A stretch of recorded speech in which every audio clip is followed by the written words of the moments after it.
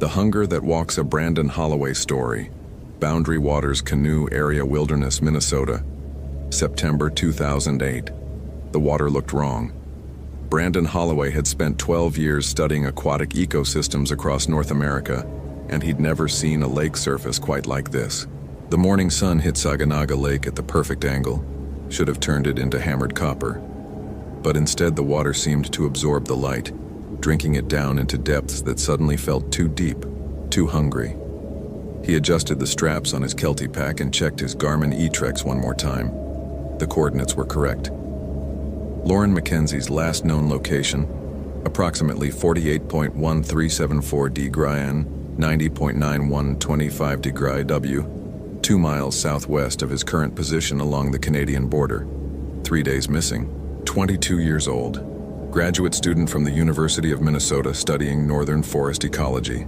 Last radio contact September 17th at 14:23 hours, reporting she was establishing camp near an unnamed creek that fed into Saginaga. Her voice on the recording had been calm, professional. Base, this is Mackenzie. Setting up Site 17. Found something interesting in the sediment samples. We'll report findings tonight. Over. She never made that evening check-in. Brandon loaded his 17-foot Kevlar canoe, a Winona Wilderness model he'd used for 6 seasons, and pushed off from the boat launch at the Seagull Outfitters station. The stern dug into the water with a familiar resistance, but something felt off about the weight distribution. He'd packed the same way he always did. Dry bags secured low and centered, field kit accessible in the forward compartment, emergency beacon clipped to his PFD. Everything by the book. Still, the canoe seemed to list slightly to starboard, as if an invisible passenger sat just behind his right shoulder. The paddle strokes came automatically, the J-stroke correction every third pull, keeping him on course. The rhythm usually cleared his mind, let him observe. That's what made him good at his job. The ability to notice what others missed, to read the subtle language of ecosystems in distress. But this morning, the familiar meditation of paddling felt corrupted by a different kind of attention. He kept glancing back over his shoulder at nothing. The tree line along the shore seemed too dense, the shadows between the red pines and paper birch too absolute. He'd reviewed Lauren's field notes last night at the ranger station. Careful, methodical observations of soil composition, pH levels, vegetation surveys. The kind of solid, unimaginative work that got you through a master's program. Nothing remarkable until the final entry, dated September 16th. Unusual animal behavior observed. White-tailed deer moving northeast in groups of 8 to 12, outside normal pattern. Local flora showing stress markers inconsistent with seasonal change. Temperature anomalies recorded. We'll investigate further. Temperature anomalies. In September, in northern Minnesota. Brandon checked his thermometer. 72 degrees Fahrenheit. Perfect, late summer weather. A light breeze carried the scent of sun-warmed pine needles and the mineral tang of lake water. Everything exactly as it should be. So why did he feel cold? The canoe glided past a small island choked with alder and willow. A great blue heron exploded from the shallows with a harsh croak that made Brandon's paddle skip across the surface. His heart hammered against his ribs. Ridiculous overreaction to a common bird. But the heron's flight path struck him as wrong somehow. It was flying northeast, low and fast, the way prey animals moved when something hunted them, the way the deer had been moving in Lauren's notes. He consulted his map, an actual paper USGS topographic, not the limited display on his GPS. Technology was useful, but Brandon had been in enough remote areas to know that batteries died, satellites lost signal, electronics failed at the worst possible moments. The unnamed creek Lauren mentioned would be approximately 45 minutes of paddling, assuming he maintained his current pace. The shoreline grew more irregular as he moved southwest, the lake fragmenting into a maze of bays and channels that could swallow a person completely. 1 million acres of wilderness, fewer than a dozen entry points. Once you paddled beyond the day-use areas, you entered a landscape that had changed little since the fur trade era, when Ojibwe and Cree peoples navigated these waters in birch bark canoes. The Forest Service managed the boundary waters, but management here meant mostly staying out of the way. letting the ecosystem function as it had for millennia. It was the kind of primordial space that reminded you how thin the veneer of civilization really was, how quickly the animal part of your brain could resurface when you were truly alone. Brandon passed a campsite on the north shore, fire ring cold, the ash scattered by wind. Someone had left their site cleaner than they'd found it, following leave-no-trace principles. But something about the abandoned fire ring bothered him. The stones had been arranged in a pattern he didn't recognize, not the simple circle most campers built. They formed a shape that reminded him of... what? A symbol he'd seen somewhere, in some context he couldn't quite recall. The paddle felt heavier with each stroke. His shoulders ached in a way that didn't match the effort he'd expended. He'd been on much longer expeditions with heavier loads.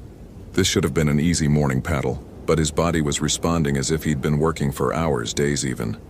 A gnawing emptiness had settled into his stomach despite the protein bar he'd eaten an hour ago. The channel narrowed, squeezing between granite outcroppings that rose 30 feet above the waterline.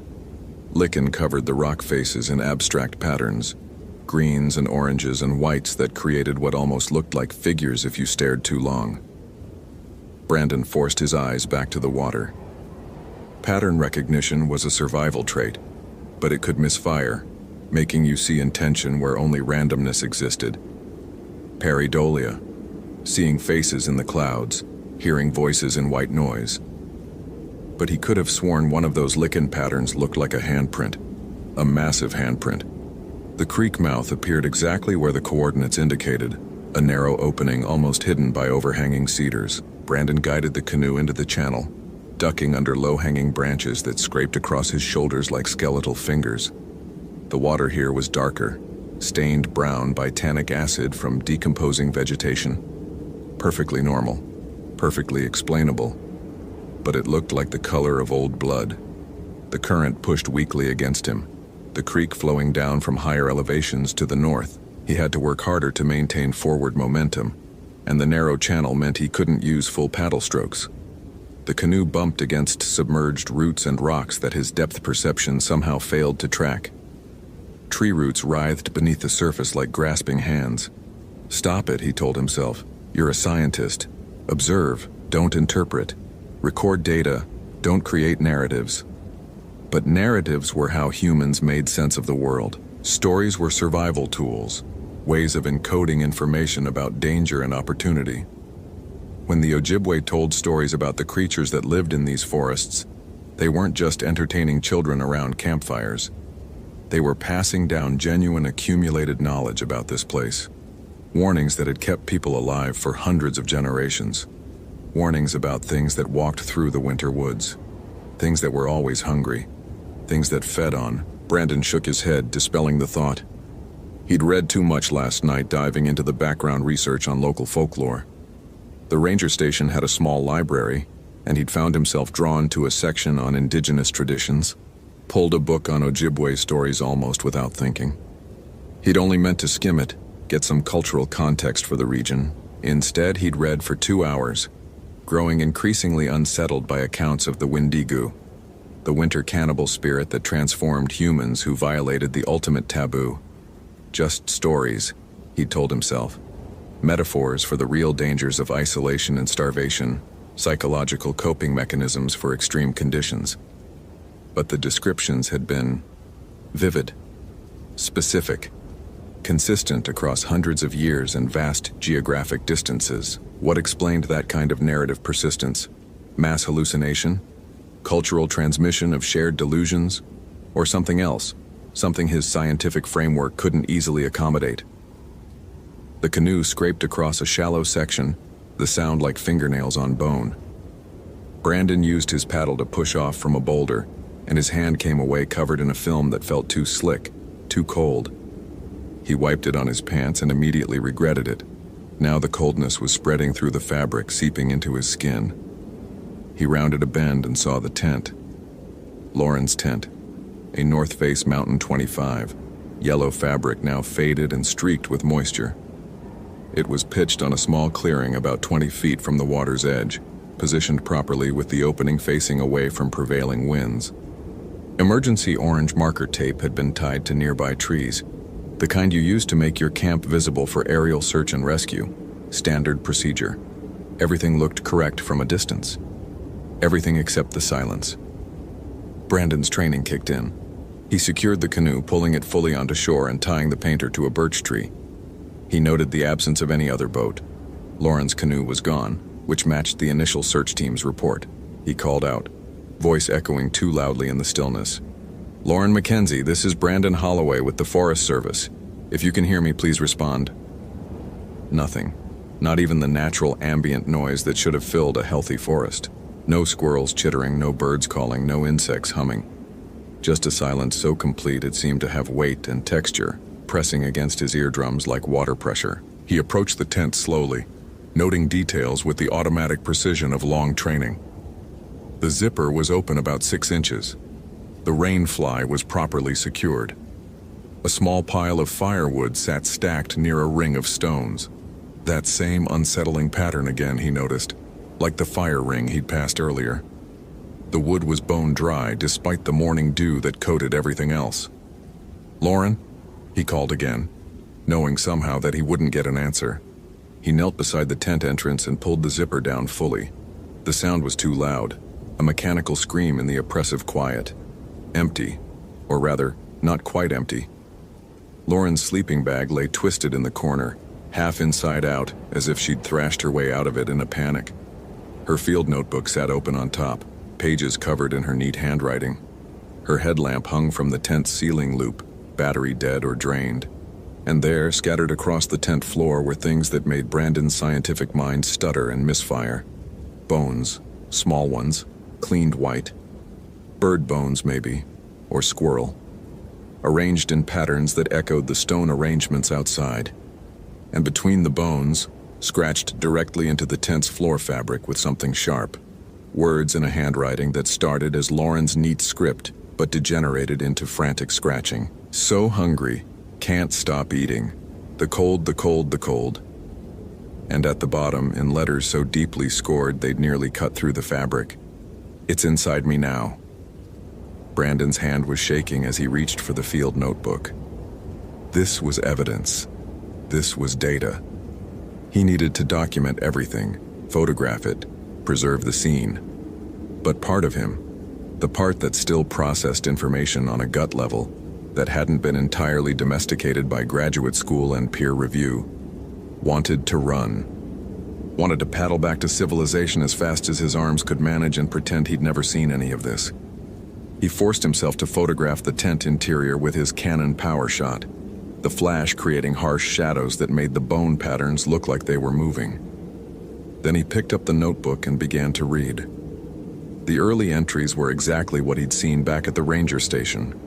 Soil samples, vegetation surveys, water quality tests.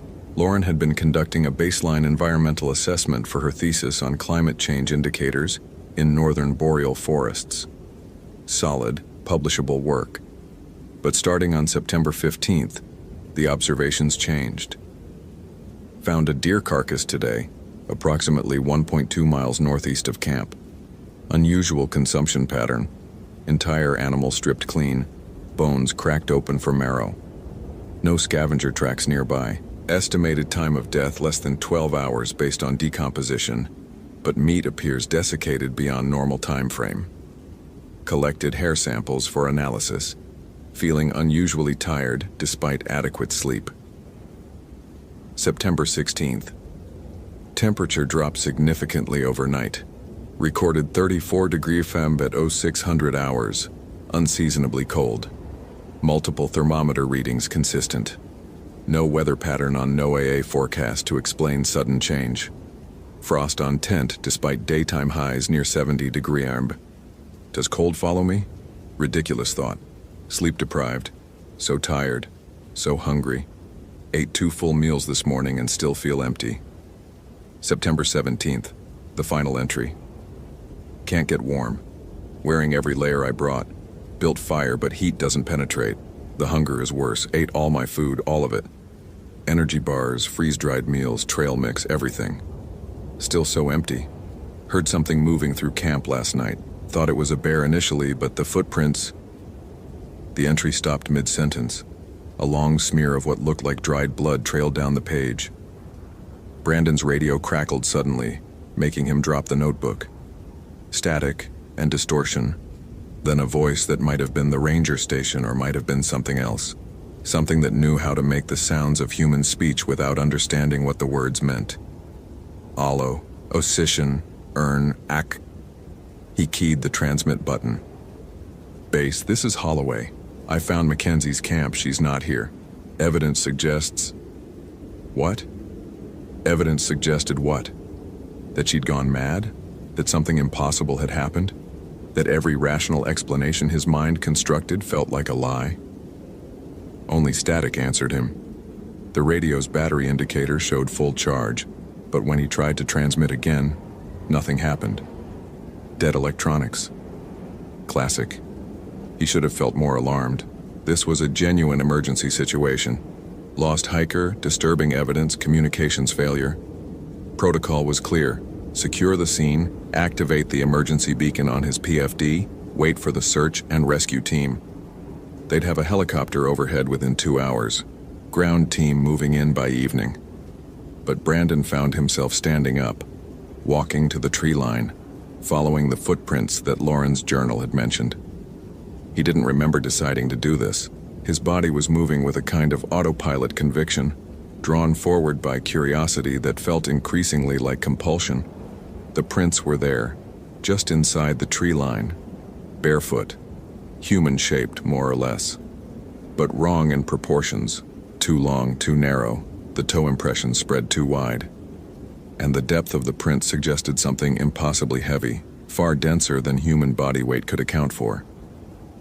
The trail led northeast, directly away from camp, toward higher ground, toward the deeper wilderness, toward places where the old maps simply said, unmapped terrain, and left vast stretches blank. Brandon followed. The forest here was older than the second-growth timber that dominated most of the boundary waters.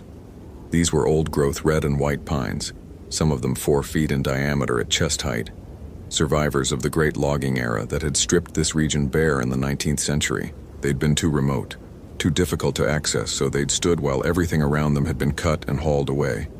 Now they towered overhead, their canopy so dense that the understory was relatively clear, carpeted with needles that muffled his footsteps. The silence was total, absolute. Not the peaceful quiet of a healthy forest, but something more like acoustic death, as if sound itself was being absorbed by the trees, swallowed into some vast emptiness. The temperature dropped with each step he took. Brandon could see his breath now, white mist in air that his thermometer still read as 70 degrees.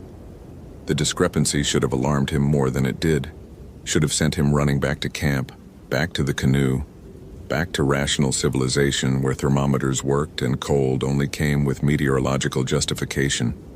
But the hunger was growing. He'd eaten breakfast 3 hours ago, 2 protein bars and an apple, adequate fuel for a morning of paddling. But his stomach felt cavernous, empty in a way that transcended simple caloric need. This was a hunger that ached in his bones, that made his teeth feel loose in his jaw, that turned every living thing around him into potential sustenance. When had he last eaten? Breakfast felt like days ago. Weeks. The memory seemed to belong to someone else, someone who still thought food was about nutrition and not about the desperate animal need to fill an emptiness that kept growing, kept demanding, kept screaming inside his skull. Focus. Document. Observe. The footprints continued, and now Brandon noticed other signs. Trees with bark stripped away in long vertical gouges, the marks spaced like claw swipes but too high, too violent. The exposed wood underneath was blackened as if by frostbite, though that was impossible. Wood didn't get frostbite. Dead plant cells couldn't suffer from cold damage the way living tissue could. Except the trees weren't dead. Sap oozed from the wounds, sluggish and dark. And when Brandon touched it, why did he touch it? The coldness spread into his finger like venom, racing up through his hand, his arm, his chest. He yanked his hand back, stared at the sap coating his index finger. It was moving, crawling across his skin like it was alive, seeking entry into his body through pores and cracks in any available opening. Brandon wiped it frantically on his pants, but the coldness remained, burrowing deeper, settling into his bones like ice crystals forming in his marrow. This wasn't real. Couldn't be real. Hallucination, maybe. Carbon monoxide poisoning? No, he'd been outdoors all morning. Infection? Fever?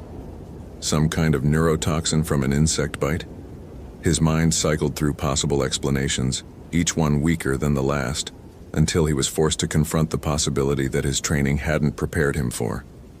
What if the stories were true? What if the Wendigo wasn't metaphor but memory? What if generations of Ojibwe and Cree peoples had been recording actual encounters, documenting a genuine phenomenon that existed outside the boundaries of acceptable scientific reality? What if folklore was a kind of data, and he'd been too arrogant, too certain of his framework, to consider that indigenous knowledge might contain truths his culture had forgotten or refused to acknowledge? The footprints ended at the base of a massive white pine, its trunk scarred with deep parallel gouges that went up 30 feet. Something had climbed this tree, something large enough to leave marks in wood that felt more like meteor impacts than scratches. Brandon looked up into the canopy, his neck cracking as he tilted his head back. The shadows between the branches seemed too deep, too solid. And there, maybe 50 feet up, he could see what might have been a shape, what might have been movement, what might have been watching him with eyes that had never been human, even when they'd first opened in a human skull. A sound came from above. Not quite words, not quite wind. Something between speech and hunger, between language and pure need. It spoke in a voice that might once have been Lauren Mackenzie's, before the cold had gotten inside her, before the hunger had rewritten every cell in her body into something new. So empty. Brother. Brandon's legs gave out. He sat down hard on the pine needle carpet, his body finally acknowledging what his mind had been fighting. This was real. This was happening. The impossible was occurring exactly as the stories had promised it would, and no amount of training or rationality or scientific method could protect him from the truth standing in front of him. Above him, something began to climb down, slowly, taking its time. Why hurry when prey was already paralyzed by understanding? He should run, should move, should do something other than sit here watching his death descend from the trees. But the hunger was so strong now, so overwhelming, that the idea of moving felt abstract. His body wanted to conserve energy, wanted to curl up and wait for warmth that would never come, wanted to sleep the sleep that had no waking. How long had it been since he'd eaten? Days? Weeks? The protein bar this morning was a distant memory, the ghost of sustenance that had done nothing to fill the void growing inside him. When was the last time he'd felt truly satisfied, truly full, truly warm? The shape reached the lower branches. Brandon could see it more clearly now, and he understood why the footprints had looked wrong. The proportions were human only in the loosest sense. Elongated limbs that bent at too many angles, a torso that seemed to stretch and contract with each movement, a head that was too large and somehow too small at the same time. And the face. Oh God, the face. Lauren Mackenzie's features are what they'd become. Skin stretched tight over a skull that had reshaped itself, jaw distended to accommodate teeth that were too long, too sharp, too numerous, eyes that reflected light like an animal's tapetum lucidum, glowing with a hunger that had consumed everything else. Personality, memory, humanity. All of it devoured by the endless need that no amount of feeding could ever satisfy. This was the final lesson of the Wendigo. This was what happened when the hunger became everything, when the cold got inside and froze out every other human impulse. You didn't die. You transformed. You became appetite incarnate, condemned to walk the winter woods forever seeking satisfaction that would never come, feeding and feeding and feeding without ever being full. The creature that had been Lauren dropped to the ground 20 feet away. Brandon could hear its breathing, a wet, rattling sound like wind through a frozen chest cavity. It stood there, swaying slightly, studying him with those terrible glowing eyes. Brother. It whispered again. And this time, Brandon understood. It was trying to warn him. Some tiny fragment of Lauren Mackenzie was still trapped inside that twisted form, screaming a warning to anyone who could hear, "Don't become this. Don't let the hunger win. Run while you still can." Brandon forced himself to stand. His legs shook, barely supporting his weight. The hunger clawed at his insides, demanding that he stay, that he give in, that he let the transformation take him. How easy it would be to simply stop fighting, to accept the cold, to embrace the emptiness, to become something that never had to feel human guilt or human fear ever again. He took one step backward, then another. The creature's head snapped toward him, tracking the movement with predatory precision. Its mouth opened impossibly wide, and from somewhere deep in its chest came a sound that might have been words in Anishinaabe-Moan, the language of Lauren's ancestors, the old words for old things that walked between the worlds. Windigu Waban, the Wendigo sees you. Brother soon. Feast together. Brandon turned and ran. The forest erupted behind him. He could hear the creature pursuing, its movement through the trees like a windstorm, like an avalanche, like hunger given physical form. Branches snapped. Trees groaned. The ground itself seemed to shake with the weight of something that should not exist, running at speeds nothing that size should achieve. He crashed through underbrush, tore past trees, his lungs burning with effort and the terrible cold that was spreading through his chest. His training was gone. His scientific detachment was gone. All that remained was the animal brain, the part that knew how to run from predators, that understood on a cellular level what it meant to be prey. The canoe.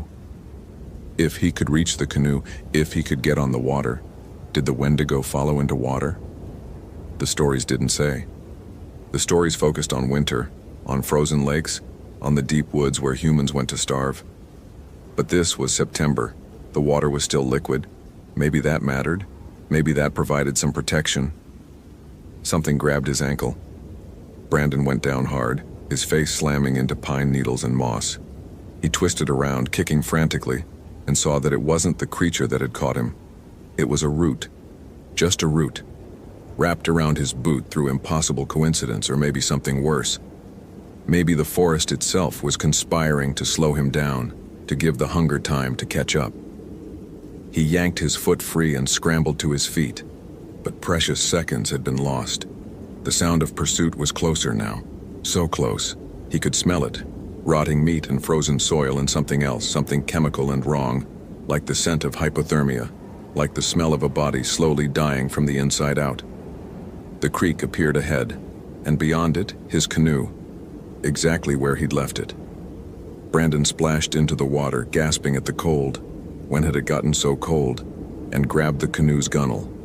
He pushed off with everything he had, throwing himself forward as the boat slid into deeper water. The creature burst from the tree line just as the canoe reached the center of the channel. It stood there on the shore, its impossible form silhouetted against the trees, and Brandon could see how wrong the proportions really were. It was easily 10 feet tall now, maybe more. Its limbs bent at angles that suggested multiple joints. Its spine curved in a way that would have broken a human back. But it didn't enter the water. It stood there swaying, watching him paddle away with those glowing eyes that had once belonged to a bright 22-year-old graduate student who just wanted to study forest ecology and maybe make a small contribution to humanity's understanding of climate change. "Brother," the creature called one last time, and the sound carried across the water like wind over ice. "Brother, it gets so cold, so hungry. Come back. Please come back." Then it turned and loped back into the forest, moving with that terrible, inhuman speed. And Brandon was alone on the creek with only his hammering heart and the impossible cold that had settled into his bones. He paddled.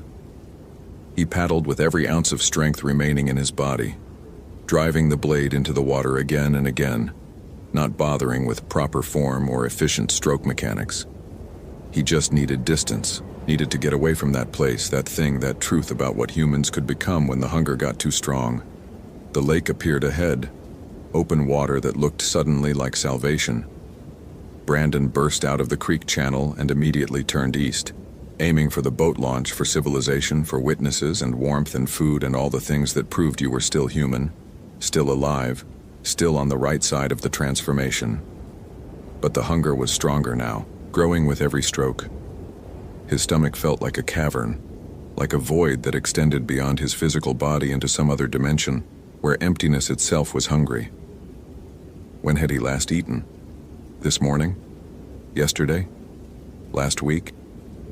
The memory of food seemed abstract, theoretical, like something he'd read about but never actually experienced.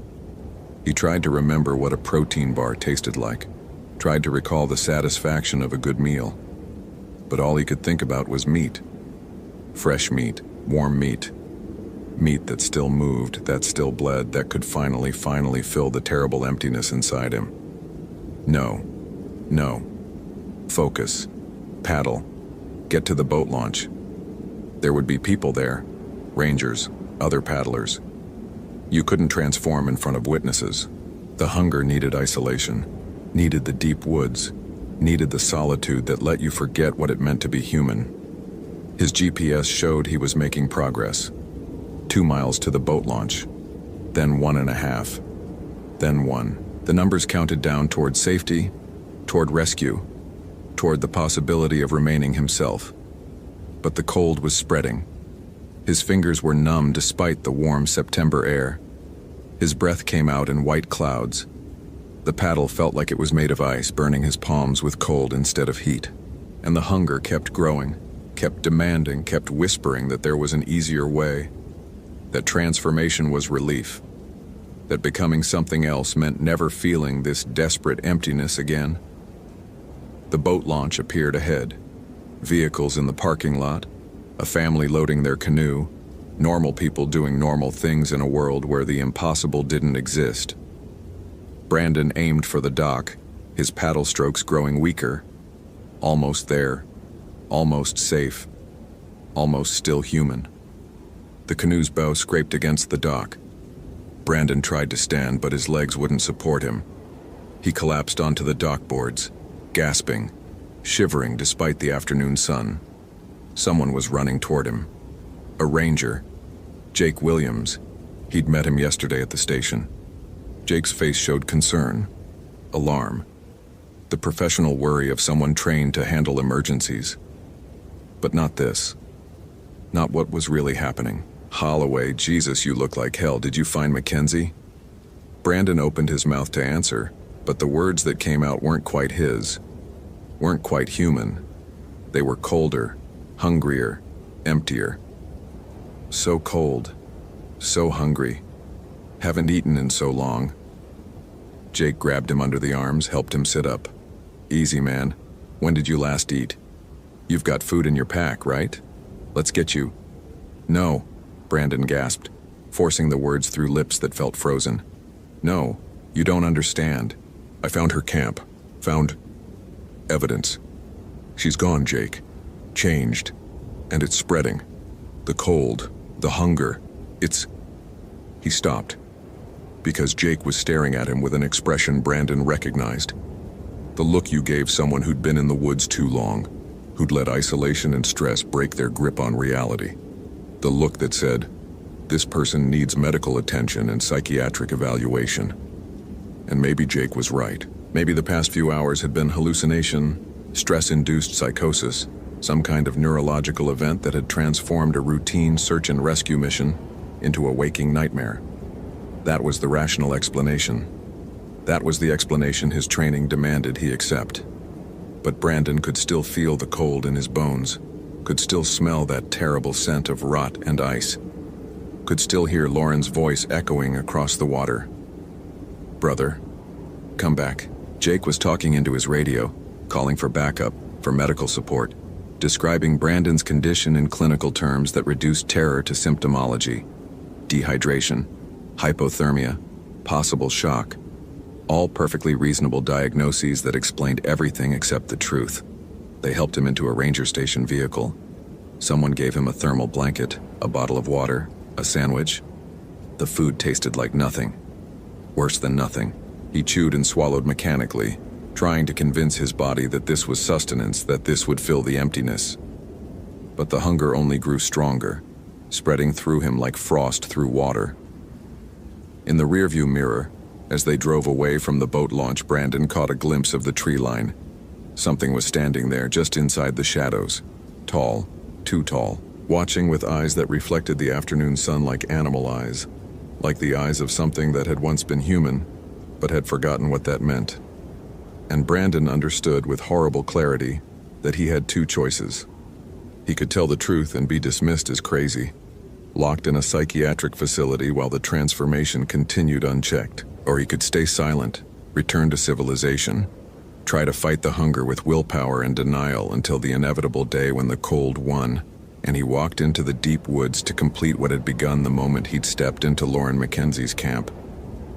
There was no third option. The Wendigo had seen him, had marked him, had welcomed him as brother, and once the winter cannibal spirit claimed you, there was no cure, no reversal, no way back to the warm human world of satisfying meals and comfortable sleep. Only hunger, only cold, only the endless winter that walked on two legs through the forests of the world, searching for others to transform, to consume, to welcome into the emptiness. Brandon pulled the thermal blanket tighter around his shoulders, but it didn't help. Nothing would help. Because the cold was inside him now, and it was spreading, and soon, maybe tomorrow, maybe next week, maybe next month, he would walk into the woods and not come back. And somewhere in the million acres of the boundary waters, something that had once been Lauren Mackenzie was waiting for him, patient as winter, hungry as the void between stars, waiting to welcome her brother home. Hope you felt genuine terror. If you appreciate authentic horror rooted in real folklore, consider following for more stories. Which moment scared you most? Share your theory about what happened to Brandon.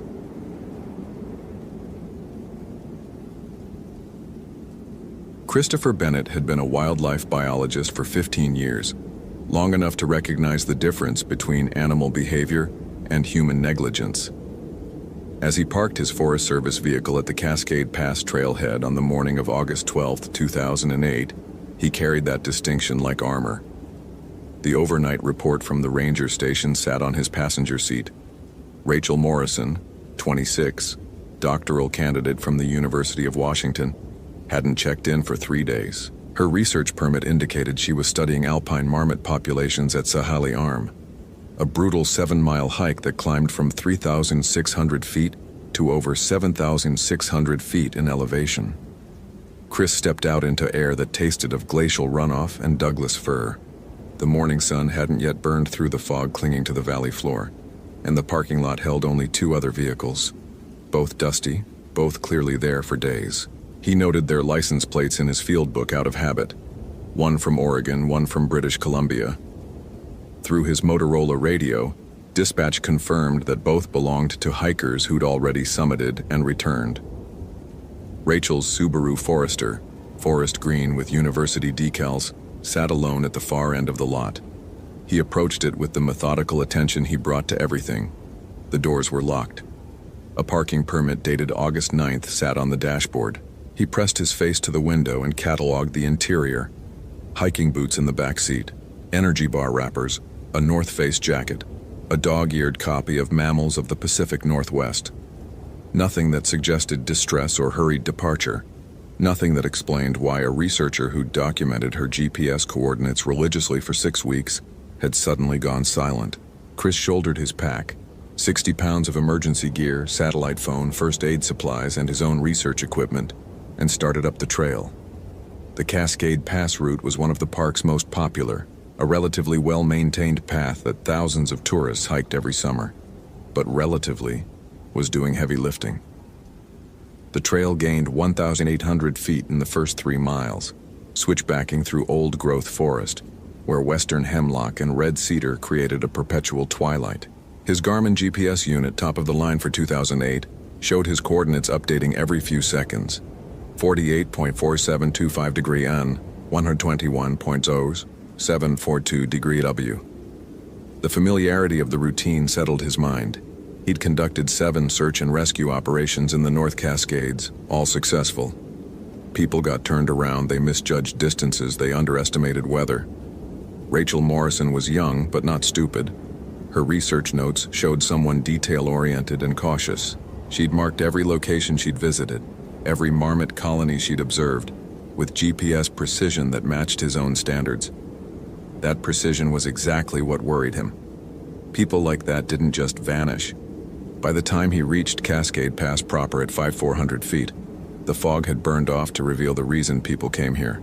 An amphitheater of jagged peaks, Johannesburg Mountain, Cascade Peak, Sahale Mountain, rising another 2,000 feet above him, their faces still streaked with last winter's snow.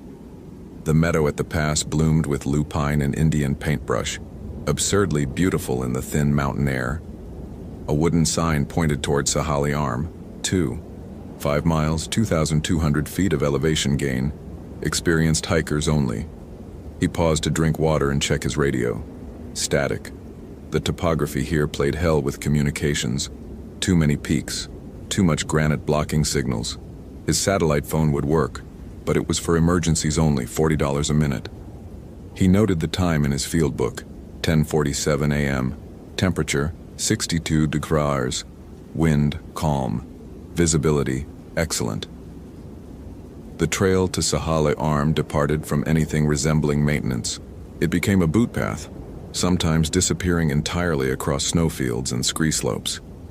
Chris moved carefully, his eyes tracking for the usual signs: disturbed rocks, broken vegetation, anything that indicated recent passage. Rachel had been up here 3 days ago, according to her last GPS log. The weather had been clear since then. He should be seeing something. At 6,200 feet, he found her base camp. It sat in a small depression below the trail, tucked against a boulder to block the wind. A 2-person tent, MSR brand, still properly staked. A bear canister unopened. A camping stove, fuel canister 3/4 full.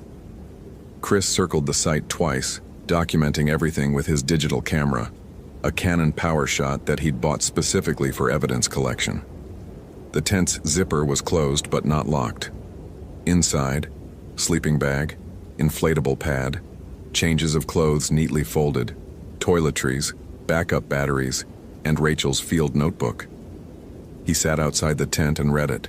Rachel Morrison wrote like she thought, precisely with little wasted language.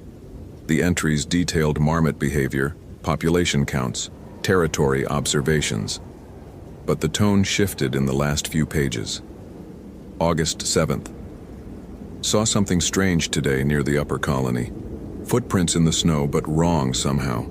Human-sized, but the gait is off, too wide, almost like someone was dragging something. August 8th. Found more tracks. They circled the area but never seemed to go anywhere specific. Local ranger, older guy, didn't catch name. Warned me about staying too late in the day. Said something about old troubles up here. Seemed genuinely spooked. August 9th, her last entry was different. The handwriting was messier, written in haste. Something's wrong with the upper snowfield. The temperature drops 30 degrees within 10 feet. No wind explanation. And I keep hearing. The sentence stopped mid-thought. The rest of the page was blank. Chris felt something shift in his chest, a sensation he recognized from his early days in the field, before he'd learned to trust only what he could measure. He pulled out his own notebook and wrote, possible head injury, altitude sickness, psychological break. But even as he wrote it, he knew those explanations felt inadequate. He'd seen altitude sickness. It made people confused, sluggish, irrational.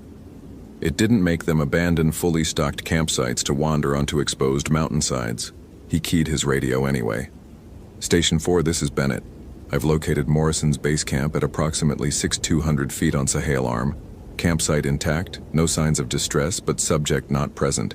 Continuing search toward upper colonies. Static then.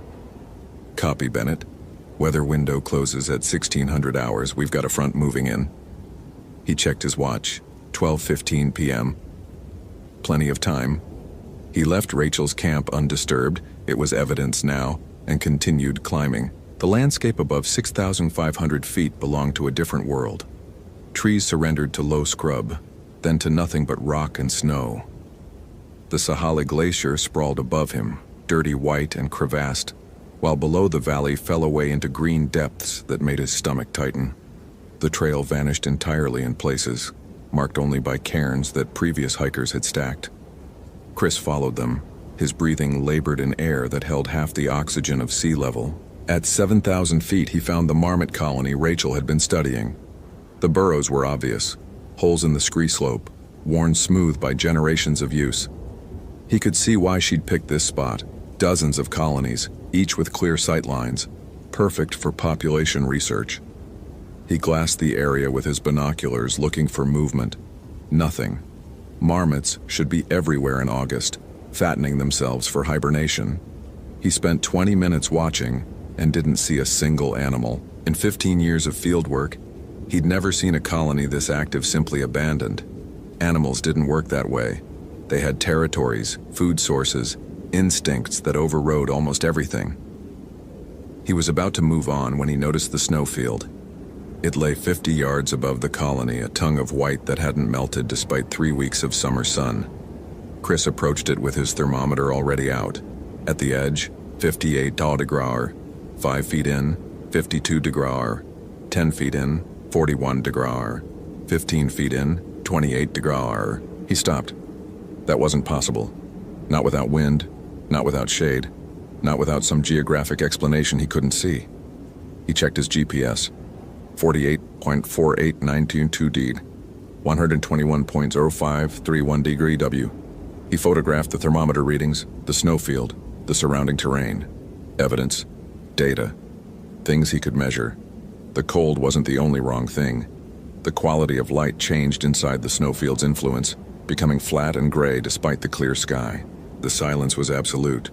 No marmots, no pikas, no insects, nothing. Chris had spent enough time in the backcountry to know that silence this complete was unnatural. Something was keeping the animals away. He found the tracks 20 feet further in. They were humanoid, roughly boot-sized, but wrong in ways that made his brain stutter. The depth was inconsistent. Some impressions looked like they'd been made by someone weighing 300 pounds. Others barely dented the snow. The stride length varied impossibly, from normal walking pace to gaps of 6 or 7 feet. And they didn't lead anywhere. They circled, doubled back, crossed themselves in patterns that suggested either madness or something that didn't navigate the way humans did. Chris photographed everything. He measured the tracks, noting their dimensions in his field book. He told himself there were explanations. Snowmelt creating optical illusions, multiple people walking in the same area, tricks of perception at altitude. He told himself this even as he felt the temperature continuing to drop, even as his breath began to fog, even as his skin prickled with a sensation he hadn't felt since childhood, the certainty of being watched. "Rachel?"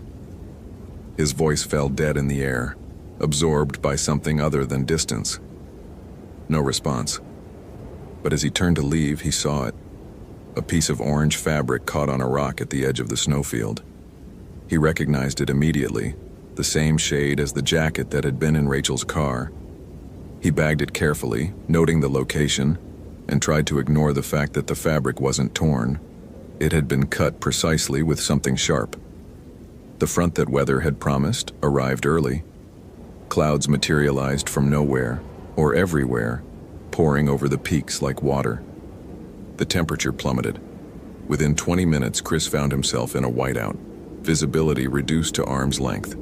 He activated the GPS's trackback function and started descending, moving carefully. Getting lost up here meant dying up here. The Cascades killed experienced hikers every year. Falls, exposure, gravity fed by a single wrong step. He was passing 6,800 feet when he heard the voice. Christopher. His name, clear despite the wind, coming from somewhere above and behind him. A woman's voice, but not Rachel's. Older, accented in a way he couldn't place. Eastern European, maybe. Romanian? He turned. The fog swirled and parted, and for just a moment, he saw a figure standing on an outcrop 50 feet upslope. Human-shaped but motionless, completely still despite wind that was now gusting hard enough to rock him on his feet. It wore dark clothing that might have been formal, archaic, wrong for the mountains. He couldn't see its face. "Hello?" He pulled his radio, tried dispatch. Dead static. The GPS screen flickered and went dark. Battery indicator showing full one moment and nothing the next. His expensive, reliable, thoroughly tested equipment had just failed simultaneously. The figure remained motionless. Chris's training, his years of field experience, his rational mind that had carried him through a decade and a half of backcountry work, all of it screamed at him to catalog this, to find the logical explanation. Hiker in distress, lost tourist, hallucination from altitude and stress. His mouth was dry, his hands shook, and not from cold. "I'm with the Forest Service," he called. "Are you injured? Do you need help?" The figure tilted its head, a motion so slight and so alien that Chris's hindbrain, the part that predated language and logic, began to scream. Then it moved. Not walked, moved. One moment on the outcrop, the next 10 feet closer, with no transition between positions, like frames cut from a film. Chris ran. He didn't think about it, didn't rationalize it, just turned and plunged down slope through the fog. His boots skidded on wet rock. He caught himself with his hands, felt skin tear, kept moving. Behind him, though behind felt like an inadequate description, he heard sounds that his brain refused to properly process. Footsteps, but with too many impacts. Breathing, but from a chest that moved wrong. And underneath it all, a smell that cut through the clean mountain air. Decay, sweet and thick and impossible to ignore. He made it to Rachel's camp at 6,200 feet before his legs gave out. The fog had thinned slightly, enough to see the tent, the bear canister, the familiar markers of human habitation. He crawled inside the tent and zipped it closed, knowing how absurd that was, how a nylon barrier meant nothing, but needing the psychological separation anyway. His satellite phone. He still had the satellite phone. He pulled it out with shaking hands, powered it on, waited for the connection. The screen glowed. Acquiring signal. Acquiring signal. 40 seconds later. Signal acquired. He dialed the ranger station. North Cascades Emergency Services. "This is Christopher Bennett, wildlife biologist, badge number 4722. I'm at 6,200 feet on Saheli Arm. I need immediate extraction. Weather's closing in and..." He stopped. "And what? And I'm being stalked by something that moves wrong? And all my equipment failed? And I've lost my fucking mind at altitude?" "Mr. Bennett, we're tracking the weather. It's going to be dark in 3 hours and we can't fly in these conditions. Can you make it back to the trailhead?" Could he? 7 miles downhill. He knew the route. Even in fog, even in failing light, he could do it. But the thought of leaving the tent, of going back out there with that thing, made his throat close. "There's someone up here," he said finally. "Or something. I can't." He sounded hysterical, irrational, everything he'd built his career on not being. A pause on the other end. Then, "Sir, are you injured? Do you need medical evacuation?" "No. Yes. I don't know." He forced himself to breathe. "Can you tell me, have there been other disappearances up here, before Rachel Morrison?" Another pause. Longer. "Why do you ask that?" "Just answer the question. I'm transferring you to Ranger Williams. He's been here since the 70s. Hold, please." The hold music was incongruous, some pop station bleeding through satellite noise. Chris watched the tent walls. They moved in the wind, rippling, creating shadows, creating things that looked like hands pressing from outside. "This is Williams." The voice was older, rough with decades of cigarettes. "You're the biologist looking for the Morrison girl?" "Yes. How many others have disappeared up here?" "Why would you think there are others?" "Because I found her notebook. Because she wrote about you warning her. Because something is very fucking wrong up here, and I need to know what I'm dealing with." A long silence, then. 7? "That I know of. Probably more before my time. All on Sahali Arm. All in August."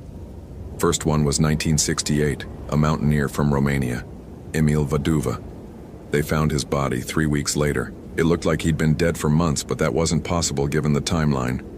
Decomposition was all wrong. After that, every 10 years or so, someone vanishes up there. Never find bodies. Never find any explanation. What do the old-timers say? The locals? They say Vaduva's still up there. They say he died wrong. I don't know what that means exactly. Something about his burial, about rituals not being done. The Romanian community in Seattle tried to do something about it in the 70s, sent up a priest or something. He made it halfway up Sahali Arm and turned back. Wouldn't say why, just kept repeating the word strigoi. Chris's mouth had gone completely dry. What does that mean? Hell if I know. Some kind of Romanian vampire thing? But not like Dracula. More like a ghost that thinks it's still alive, or a corpse that hasn't figured out it's dead. The stories say they returned for unfinished business, or because their death was violent, or because they were evil in life. They're supposed to be intelligent, vengeful, and very, very patient. The tent wall pressed inward, and Chris scrambled back. Through the nylon he saw a silhouette, human-shaped, motionless, watching. "It's here," he whispered into the phone. "Right now, outside the tent. Get out of there. Right now. Move downslope. Don't stop until you're at the trailhead." "I can't." "You don't have a choice. Listen to me. Those things in the stories, the strigoi, they own their territory. The higher you are on that mountain, the more it belongs to them. You need to get lower. You need to leave." The silhouette moved. One moment visible, the next gone with no transition. Chris lunged for the tent zipper, burst outside. The campsite was empty, fog swirling. His pack sat where he'd left it, Rachel's things undisturbed. But on the tent, drawn in something dark that his brain absolutely refused to identify as blood, was a symbol. A circle with a cross, inverted, with strange letters around the perimeter that looked like no alphabet he recognized. He grabbed his pack and ran. The trail disappeared almost immediately in the fog. He followed his GPS, which had mysteriously revived, down through switchbacks that seemed to multiply, that led him past features he didn't remember from the ascent. Trees emerged from the mist, twisted in shapes that suggested agony. Rocks arranged themselves in patterns that his peripheral vision insisted were faces. And always, he heard the footsteps behind him. Never close enough to see clearly, never far enough to forget.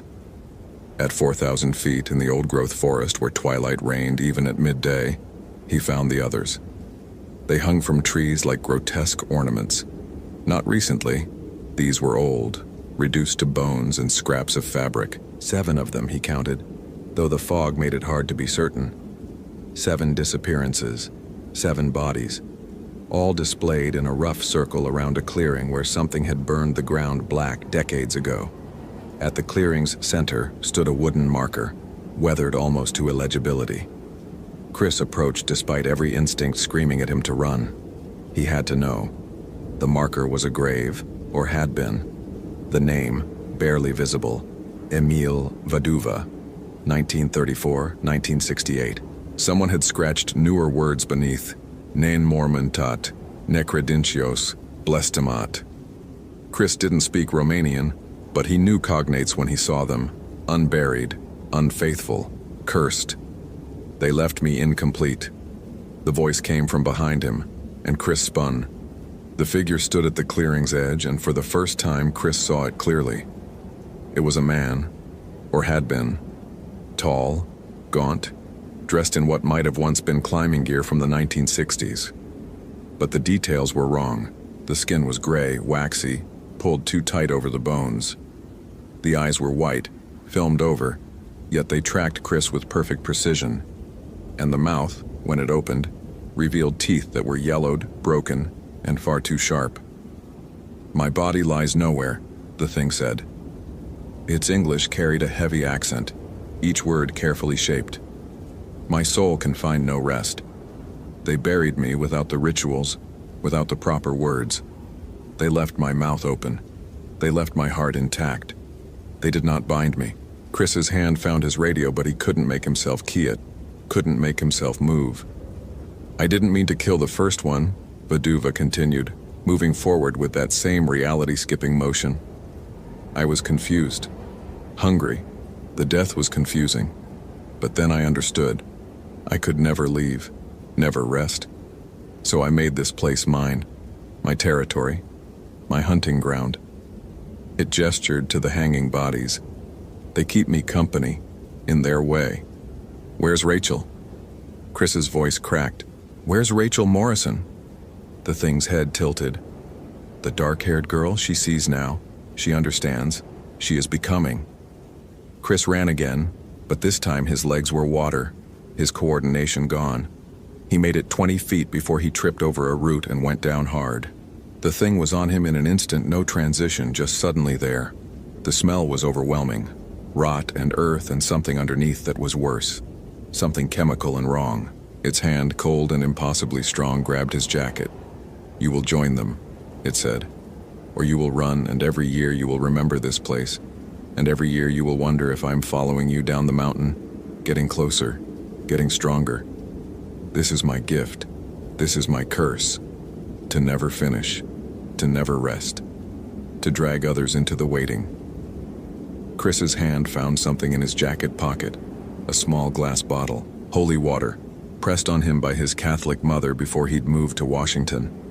He'd kept it as a joke, a talisman, a reminder of her superstitions. His rational mind had mocked it for 15 years. He threw it in the thing's face. The reaction was immediate and violent. Vaduva screamed, a sound that no human throat should produce, and recoiled. Where the water had touched, the skin bubbled and blackened. The thing stumbled backward, and Chris didn't wait to see more. He ran, sliding and falling down the trail, branches whipping his face, his lungs burning. The screaming followed him, echoing through the forest, until finally it faded into wind and distance. He reached the trailhead at 7:47 p.m., stumbling into the parking lot just as full darkness fell. His vehicle sat where he'd left it. Rachel's Subaru was gone. The two other vehicles remained, and he understood now what they represented. Not hikers who'd returned safely, hikers who never would. The Rangers found him collapsed against his truck, hypothermic and incoherent. They took him to the hospital in Cedro Woolley, treated him for exposure and dehydration. When he tried to tell them what he'd seen, they exchanged glances. When he insisted they search for the hanging bodies, they explained that they'd searched that area thoroughly over the years. There were no bodies. There was no grave marker.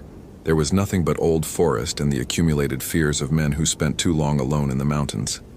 Chris was placed on administrative leave, mandatory psychological evaluation, possible PTSD. The official report listed Rachel Morrison as missing, presumed dead from exposure or a fall. Her body was never found. Chris's equipment failures were attributed to the weather.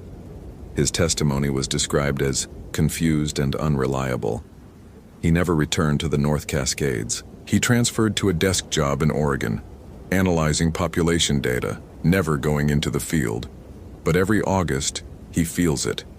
A cold spot in his office that shouldn't exist. A sensation of being watched. The smell of decay cutting through recycled air. And at night when he's alone, he sometimes sees a figure standing in his backyard, motionless, dressed in old climbing gear, watching his windows with white filmed eyes. The rational part of his mind, the part that spent 15 years building a career on evidence and data, insists it's trauma, PTSD, the mind's way of processing an experience it can't categorize. But Christopher Bennett knows better now. He knows there are things that exist outside measurement, outside logic, outside the comfortable boundaries of science. He knows that in the North Cascades, on a specific arm of a specific mountain, something ancient and hungry still walks, still waits, still adds to its collection. And he knows that Rachel Morrison is up there still, somewhere between alive and dead, waiting for the rituals that will never come, becoming something that future hikers will glimpse through fog and run from, screaming into radios that won't answer. The Strigoi are patient. They have eternity to hunt. And the mountain remembers. Hope you felt genuine terror.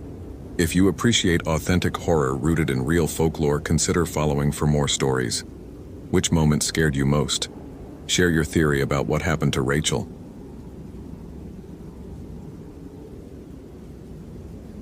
The coordinates came through dispatch at 14:47 on a Thursday afternoon, when the temperature had already climbed to 108 degrees. Daniel Carter was 3 miles into a routine patrol along the Idaho Mountain Drive, documenting saguaro blight patterns in his field notebook, when his Motorola radio crackled with the kind of static that meant someone was transmitting from deep in the monument's backcountry. "Carter, this is Base. We've got a welfare check request from University of Arizona. Graduate student, 26-year-old female Emily Sanderson. She was conducting field research near Alamo Canyon and missed 2 scheduled check-ins. Last known position was approximately 2 miles south of the Alamo Canyon trailhead. Vehicle located at the parking area, but no sign of the individual." Dan keyed his radio, already running through the protocols in his mind. Search and rescue procedures, timeline establishment, resource allocation. "Copy that. I'm 20 minutes from the trailhead. Has anyone made contact with the campsite?" "Negative. Forest Service requested we handle it since she's within monument boundaries. Her research advisor says she's experienced, not the type to wander off without communication." "Understood. I'll assess and report back within the hour." Dan had been with the National Park Service for 8 years, the last 4 at Oregon Pipe. He'd conducted 43 search and rescue operations in that time, and he'd developed a mental taxonomy for missing persons cases. There were the unprepared tourists who thought the Sonoran Desert was like a theme park and underestimated the heat. There were the migrants who crossed from Mexico and got turned around in the endless sameness of Creosote Flats. There were the elderly hikers who had medical emergencies, and then there were the statistical anomalies, the ones that didn't fit any pattern, the ones that made his reports read like fiction. This one already felt different. He reached the Alamo Canyon trailhead parking area 17 minutes later. A white Honda Civic with University of Arizona parking permit sat alone in the gravel lot, its hood cool to the touch. The interior was neat. A water bottle in the cup holder, a road atlas folded on the passenger seat, nothing to suggest panic or hurried departure. Dan circled the vehicle, noting details. No flat tires, doors locked, a thin layer of dust on the windshield consistent with 3 days of exposure. The temperature was beginning its slow evening decline, but it would be another 2 hours before the air became anything approaching comfortable. Dan loaded his pack with 4 liters of water, his first aid kit, his Garmin GPS unit, and his digital camera. He grabbed his clipboard and began filling out the initial incident report, his handwriting precise even in the heat. Subject Emily Sanderson, DOB 6/12/1988. Last known location, Alamo Canyon Research Site. Duration 72 plus hours since last contact. Weather conditions, clear extreme heat advisory in effect. Terrain, high desert, elevation 1,800-2,400 feet, rocky washes, and saguaro forest. The trailhead register showed Emily's signature from Monday morning at 06:15. Her handwriting was confident, the kind of script that came from someone who took field notes regularly. E. Sanderson. Solo day hike and campsite check. Expect return by 18 Wang. But she hadn't returned. Dan followed the trail south into Alamo Canyon, his boots crunching on the decomposed granite that served as the path. The saguaros stood like sentinels, their arms raised in gestures that might have been surrender or worship. Oregon Pipe Cactus National Monument was one of the most remote protected areas in the Southwest, a stretch of Sonoran Desert that abutted the Mexican border and saw maybe 30,000 visitors a year. Most of those visitors never ventured beyond the scenic drive. Out here in the backcountry, you could walk for hours and see nothing but cactus, rock, and sky. The isolation was part of what Dan loved about the work. No crowds, no noise, just the clean simplicity of observation and documentation. He was a man who appreciated measurable phenomena, verifiable data, the kind of knowledge you could record in standardized forms. The desert made sense to him in a way that cities never had. Every plant had adapted to specific conditions. Every animal followed predictable patterns. Cause and effect. Input and output. He found Emily's campsite after 40 minutes of hiking. tucked into a sandy wash where a small grove of Palo Verde trees provided afternoon shade. The setup was professional. A lightweight tent staked securely against wind, a bare canister for food storage properly sealed, a camp stove and fuel organized on a flat rock. Solar panels were rigged to charge a battery pack. This was someone who knew what they were doing. But Emily herself was nowhere to be seen. Dan approached slowly, his eyes cataloging everything. The tent flap hung partially open. A sleeping bag lay half unzipped inside. A field journal rested on a folding chair, its pages fluttering slightly in the breath of wind that occasionally moved through the wash. He pulled out his camera and began documenting the scene, taking methodical photographs from multiple angles before he touched anything. The journal drew his attention first. It was open to an entry dated 3 days ago, the writing initially neat but becoming increasingly compressed toward the bottom of the page. Tuesday, 4/15/14, 1930 Har Saguaro census, complete for grid section D7. Documented 43 individuals, 12 showing signs of bacterial necrosis consistent with previous observations. Temperature peaked at 106 degrees. Saw a coyote around 17 hours, moving along the ridge to the east. Seemed to be tracking something, though I couldn't see any prey animals. It kept stopping and looking back at me. Odd behavior. Made me uncomfortable enough that I returned to camp earlier than planned. Something about the proportions seemed wrong. Too tall. The legs looked strange. Just the heat getting to me. Need to hydrate more. Dan frowned. He'd seen hundreds of coyotes in his years in the desert. They were typically wary of humans, rarely approaching close enough for detailed observation. He flipped back through earlier entries, finding dense notes on plant phenology, soil chemistry, and wildlife observations. Emily's research focused on climate adaptation in saguaro cacti populations near the monument's southern boundary. Serious academic work. Nothing frivolous. But the tone shifted in the later entries. Wednesday, 4/16/14, 07:59 hours, terrible sleep. Kept hearing something moving around the camp. Thought it might be javelinas. But the sounds were wrong. Footsteps almost, but with a strange rhythm. Fast, then slow. I got out of the tent twice with my flashlight, but didn't see anything. Coyote tracks near the wash, but they change. The sentence ended there, ink trailing off as if she'd been interrupted. The next entry was written in a noticeably less steady hand. Wednesday, 4/16/14, 22 ARs saw the coyote again, or something that looked like a coyote from a distance. I was setting up my remote camera on the ridge and it appeared maybe 30 yards away. It sat there watching me for at least 5 minutes. I took photos. When I looked through the camera viewfinder, something about it seemed fundamentally wrong. The proportions, the way it held itself. And then it stood up. Not the way a coyote stretches into a standing position. It stood up like a person would stand up if they'd been crouching. On 2 legs. For just a moment, then it dropped back to 4 and moved away along the ridgeline.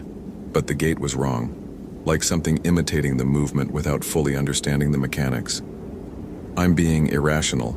Heat exhaustion affects perception and judgment. I've consumed adequate water. My urine is pale yellow. But I can't shake the feeling that something is watching me, that something has been watching me since I arrived. The tracks. I need to mention the tracks. I followed them this afternoon thinking I could identify the species definitively. They started as coyote prints, clear paw marks in the sand, but 30 feet along the wash they changed. The spacing altered. The depth became uneven. And then they weren't coyote prints anymore, they looked like handprints, human handprints, but elongated with the fingers spread too wide, and then they went back to being coyote prints. I photographed them. The camera doesn't lie. Dan set the journal down carefully and looked around the campsite with fresh attention. The afternoon sun cast long shadows across the wash, and somewhere in the distance, a cactus wren called out its harsh, rattling cry. He checked his watch. 16:35. Maybe 2.5 hours of good daylight remaining. He examined the ground around the tent, looking for the tracks Emily had described, but 3 days of wind had smoothed most of the details from the sandy surface. He found what might have been coyote prints near the wash's edge, but they were too degraded to tell him anything useful. The tent interior was orderly: sleeping bag, inflatable pad, a small stuff sack containing toiletries. Emily's research equipment was still here: a laptop in a protective case, GPS unit, multiple digital cameras, soil sampling containers. Her purse sat in the corner of the tent, phone inside. He pressed the power button and the screen lit up, 23% battery remaining, but there was no signal out here. The last attempted call had been Monday evening at 1847 to a contact labeled Dr. Reeves. It hadn't connected. No sign of struggle, no blood, no torn fabric or broken equipment. It was as if Emily had simply stood up and walked away from her camp in the middle of research work, leaving everything behind. Dan spent the next hour conducting a grid search of the area within a quarter-mile radius of the campsite. He moved methodically, his eyes scanning the ground for any trace of passage. He found a few scuff marks on rocks, some disturbed gravel, but nothing that formed a coherent trail. The desert was good at hiding things. It was good at erasing evidence. Wind and sun were better than any cleaning crew. As the light began to fail, Dan made the decision to establish his own camp nearby and resume the search at first light. He radioed base with his status update, requesting additional SAR personnel for the morning. Then, he set up his tent 20 yards from Emily's, arranged his gear, and ate an MRE while reviewing the photos on Emily's cameras. Most of the images were mundane scientific documentation, saguaros from multiple angles, close-ups of bacterial infections, landscape shots for context. But then he reached the photos from Wednesday afternoon, and his methodical chewing slowed. The first image showed a coyote on a ridge, maybe 40 yards distant. Normal enough, though the animal did seem oddly proportioned, the legs slightly too long for the body. The next photo was zoomed in, and Dan found himself staring at it for a long time. The coyote was looking directly at the camera, its eyes catching the light in a way that created two bright circles.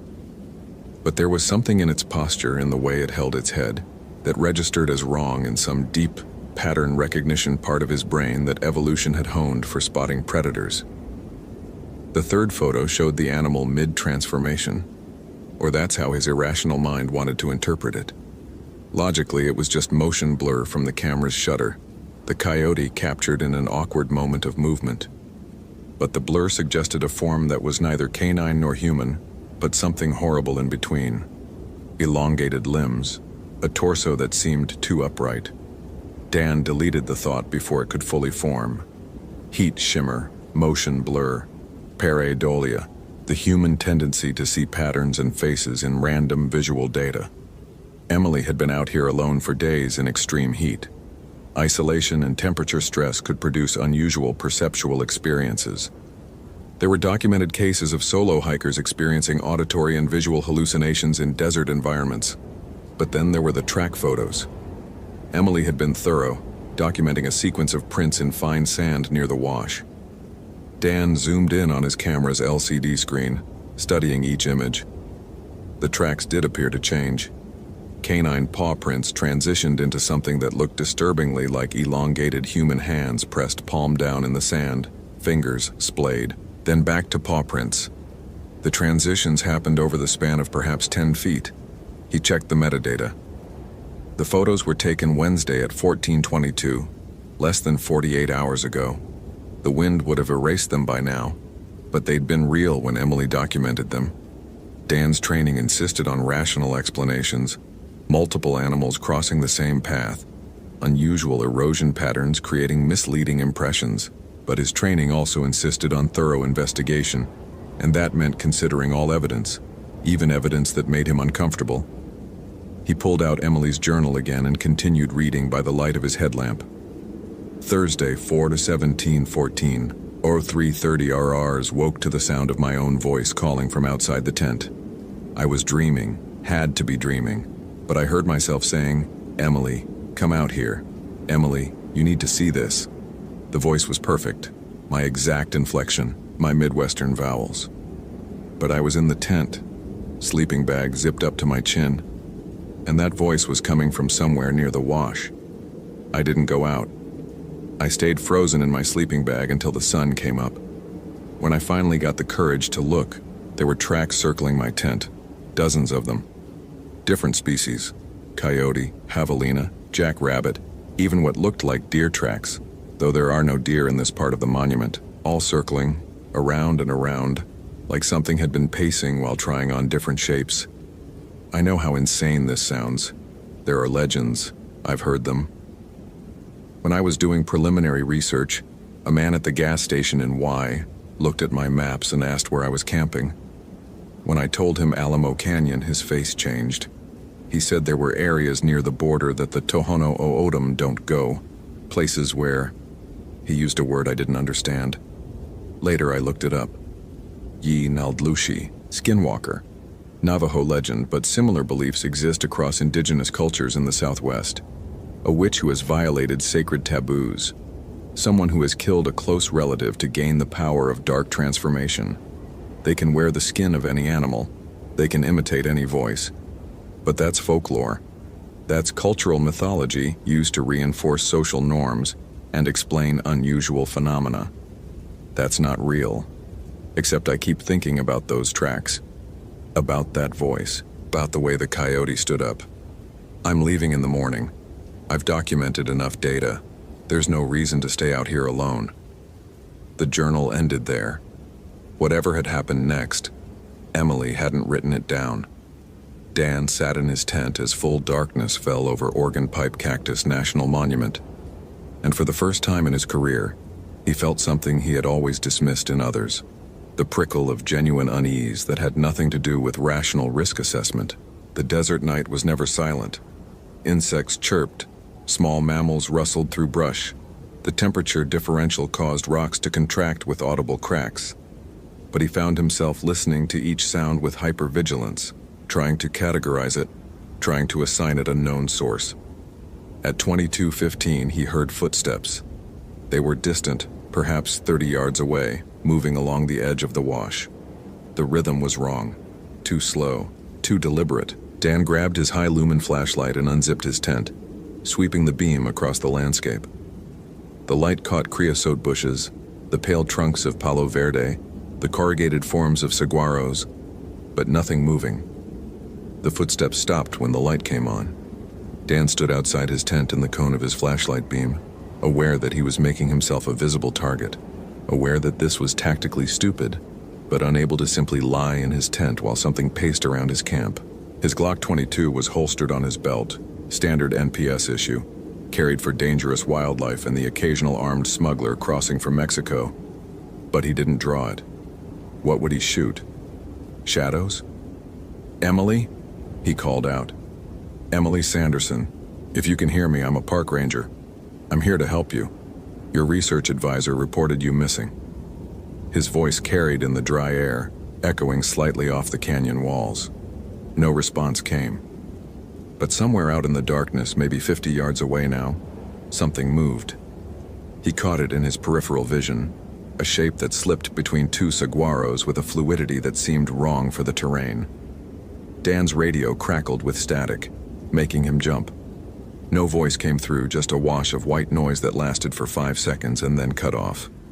He looked down at the device clipped to his shoulder. The display showed full battery, but the signal indicator wavered between 1 bar and none.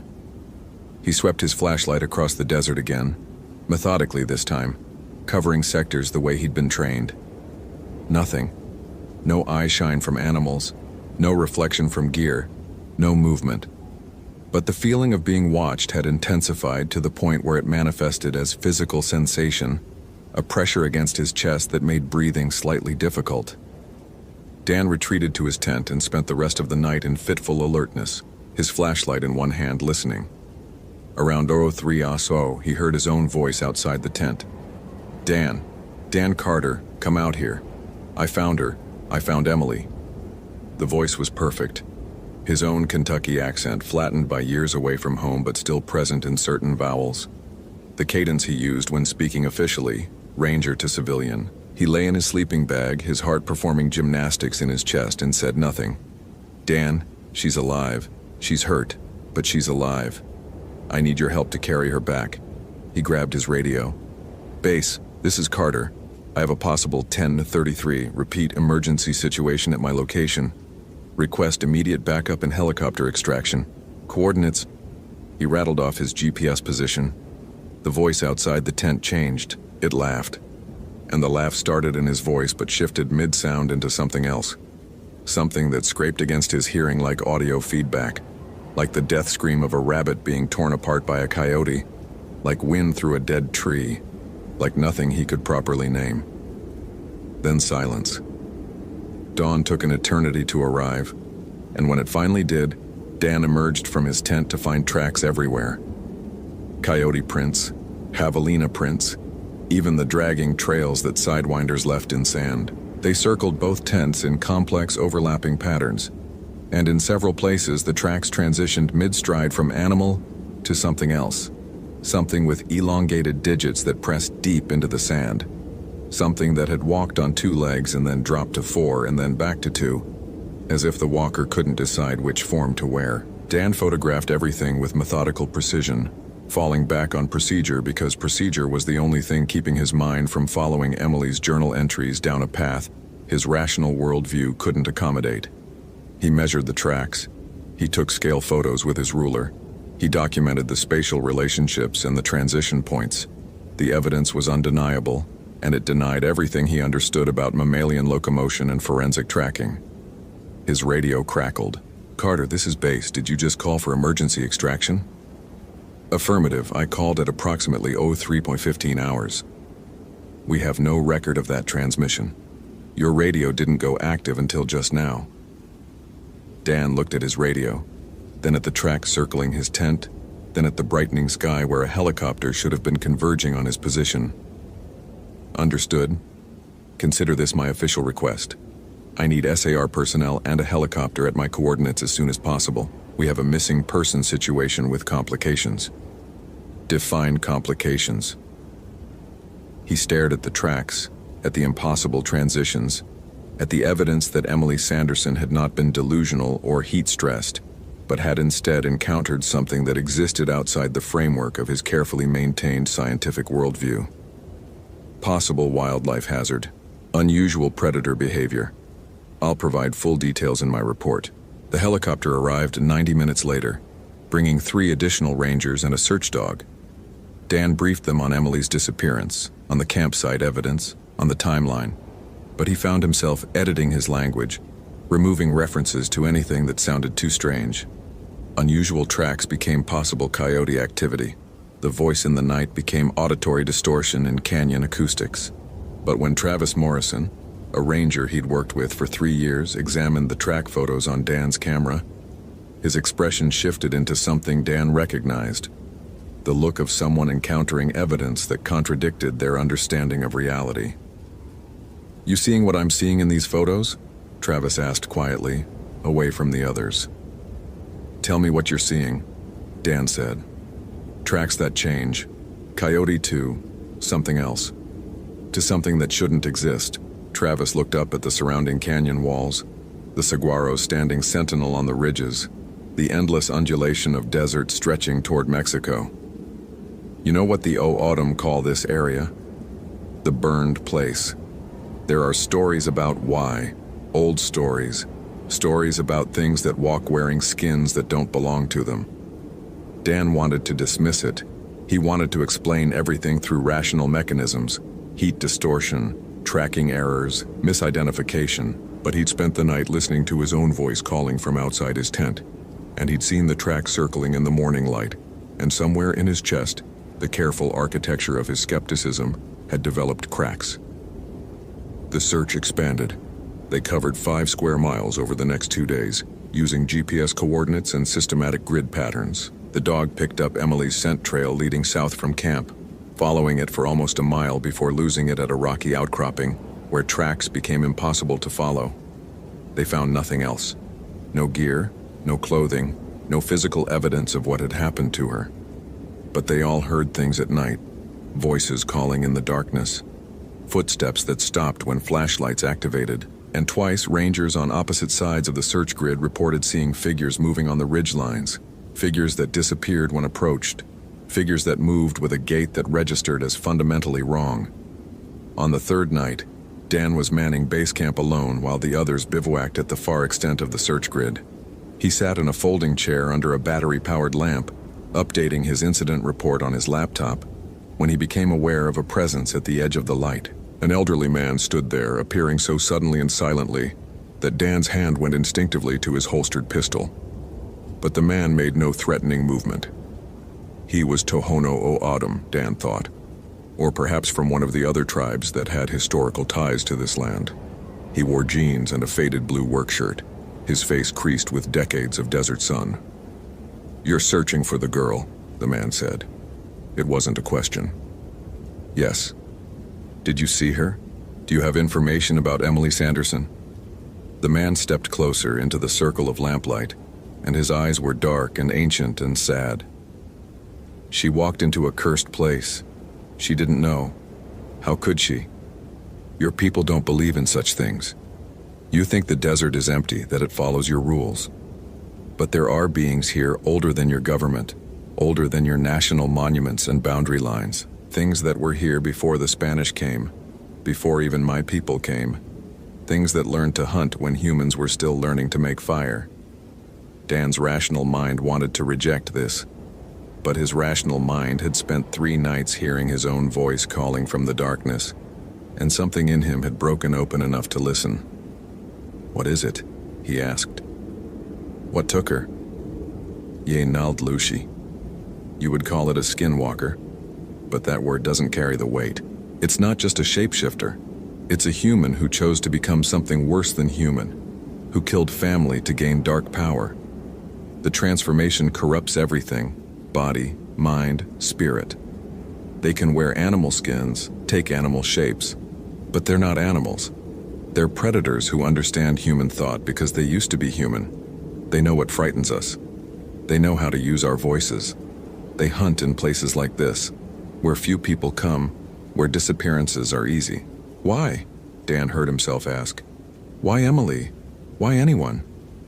"Because they're hungry, not for meat. They've moved beyond physical hunger. They're hungry for the fear, for the corruption, for the violation of making someone understand that reality is not what they thought it was. And because this is their territory, the burned place. There was a man here once, many generations ago, who broke the worst taboos. The Odom tried to kill him, but he escaped into the desert and used forbidden knowledge to transform himself. He's been here ever since, wearing different shapes, claiming anyone foolish enough to camp alone in his hunting ground." Dan looked at his laptop screen, at his half-completed report with its careful language about possible coyote activity and unidentified tracks. "Can it be stopped? Can it be killed?" "Yes, but you would need to find its true form, its original body. It would be hidden somewhere, probably in a cave or crevice preserved through dark means. Destroy that and you destroy the creature. But finding it..." The old man shook his head. "The desert is vast, and it knows when it's being hunted. It will hunt you instead." "What about Emily? Is she..." "Gone. Taken into its collection. The skinwalker doesn't always kill immediately. Sometimes it keeps them, transforms them slowly, teaches them its hunger. Either way, she's not the person she was. If you find her now, you won't be saving her. You'll be finding something that wears her shape." The old man turned to leave, melting back into the darkness beyond the lamp's reach. "Wait," Dan called. "How do you know all this? How can you be sure?" The man's voice came from the darkness, disembodied now. "Because I was there when we tried to kill him the first time. That was 63 years ago. I was 19. We thought we succeeded. We burned his Hogan, shot him, left him for dead in the desert. But 3 weeks later we heard him calling to us in our own voices. We learned to stay away from the burned place. We tried to warn others, but your people don't listen to old stories." Dan sat alone at his lamplit camp for a long time after the man disappeared, staring at his laptop screen, at the official language of his report, at the framework of rationality that had governed his entire adult life. He could write what was expected. Missing person, unknown cause, search continuing. He could use the proper codes and check the appropriate boxes and file a report that would make sense in the official record. or he could write the truth. His fingers hovered over the keyboard. In the darkness surrounding his island of light, something moved. He heard the footsteps, heard the breathing, heard the slight shuffle of limbs adjusting position. Watching, always watching, waiting to see what he would do, how he would classify this experience, whether he would break like Emily had broken. Dan closed his laptop. He wouldn't finish the report tonight. Maybe he wouldn't finish it at all. The next morning, the search was officially suspended. 4 days, 5 square miles, no trace of Emily Sanderson beyond her abandoned camp, and her journal full of observations that Dan had carefully not included in any official documentation. The university would hire private search teams. The family would hold out hope. Eventually, she would join the statistics. Another person who walked into wilderness and didn't walk out. Another mystery in a desert full of mysteries. Dan returned to his regular duties, filing reports on saguaro health and trail maintenance and visitor safety protocols. But he stopped doing solo backcountry patrols. He started wearing a medicine bag that a Tohono O'odham woman sold him at a roadside stand, ignoring her knowing look when he asked what it protected against. He began keeping Emily's journal in his truck's glove compartment, taking it out occasionally to reread her observations, to study the progression from scientific confidence to dawning horror. And sometimes, on the clearest nights, he drove out to the Alamo Canyon trailhead and stood in the parking lot where Emily's Honda Civic had waited for its owner to return. He would look south into the darkness of the monument's backcountry, toward the burned place, and he would listen. Once, 3 months after Emily disappeared, he heard someone calling his name from deep in the canyon. The voice was hers. Perfect inflection, perfect tone. The slight hesitation before the hard consonant that had been captured in the recording of her advisor check-in call. Dan Carter. I found the way back. I found what you're looking for. Come help me. He stood at the trailhead with his flashlight off, his hand on his holstered weapon, and he didn't move. The voice called for 15 minutes, growing more insistent, more desperate, more perfectly Emily with each iteration. Then it stopped, and in the silence that followed, he heard something else. Laughter that wasn't human, that had never been human, that remembered being human, but had chosen to become something worse. Dan got back in his truck and drove away. He submitted his resignation to the National Park Service 2 weeks later. The official reason was personal matters. The real reason was that he couldn't patrol a wilderness where reality bent in ways his training hadn't prepared him for, where the scientific method failed to explain phenomena that broke every rule of natural law, where every rustle in the brush might be something wearing the wrong skin.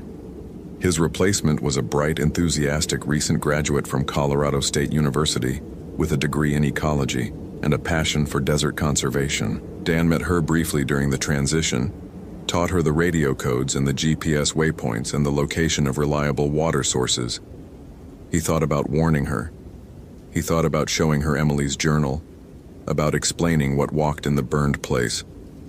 But he didn't. How could he? He'd sound insane. And maybe, it was a singular encounter. Maybe the skinwalker had fed and would sleep for years. Maybe the odds of another person camping solo in that specific area were low enough that it didn't matter. Or maybe he was just a coward who couldn't bear to see someone else's face when they realized that the world contained things that shouldn't exist. Dan moved to Tucson, took a job with the city parks department maintaining urban trails where the worst threats were mountain bikes going too fast and the occasional rattlesnake. He dated a teacher, broke up with her when she suggested a camping trip to Oregon Pipe. He started seeing a therapist but never told her the real reason for his anxiety dreams. He functioned, he adapted, he survived. But on nights when the wind blew from the south, carrying the smell of creosote and heated stone, he would stand on his apartment balcony and think about Emily Sanderson, 26 years old, bright and capable, who had walked into the desert with scientific instruments and rigorous methodology, and had discovered that empiricism has limits, that there are questions the scientific method can't answer, that some phenomena don't care about your epistemology. He thought about her journal, still in his glove compartment, pages documenting the transition from confidence to doubt to terror. He thought about her voice calling from the darkness. He thought about tracks that changed shape mid-stride. He thought about an old man who claimed to be 90 years old but looked 60, who had tried to kill a monster when he was 19 and failed, who had spent the rest of his life watching it hunt. And sometimes, not often, but sometimes, Dan would hear footsteps outside his apartment. He would hear his own voice calling from the parking lot. He would see shadows move wrong in his peripheral vision. And he would sit very still, with all his lights on, because he understood now that the desert was patient, that some hunters tracked their prey across vast distances, that some things didn't forget the ones who got away. Emily Sanderson was never found. Her case remains open with the National Park Service, coded as a probable heat-related death with remains yet to be recovered. The official record is neat, explainable, rational. Dan Carter knows better. He knows the official record is a comfortable fiction. He knows Emily found something in the burned place that exists outside the framework of what his government acknowledges. He knows she either died screaming or became something worse than dead, and he knows that someday when he's old and thinks he's safe, something will call to him in her voice and he'll have to decide whether to answer or spend the rest of his life wondering if this time it was really her. The desert keeps its secrets, and sometimes the secrets hunt. Hope you felt genuine terror. If you appreciate authentic horror rooted in real folklore, consider following for more stories. Which moment scared you most? Share your theory about what happened to Emily. Derek Holloway had learned to ignore the feeling years ago, that electric wrongness that crawled up his spine when something unseen watched from the tree line. As a child, his grandmother had called it the gift, but Derek called it a liability. Rangers dealt in facts, GPS coordinates, weather patterns, topographical maps, not the prickling sensation that currently raised the hairs on his forearms as he stood on the Mineral Creek Trail, staring at the abandoned backpack half buried in sword ferns. October rain fell in sheets through the Hoh rainforest canopy, turning everything into a watercolor of moss green and shadow. Derek's Motorola MTS 2000 crackled with static as he keyed the mic. Station, this is Ranger Holloway.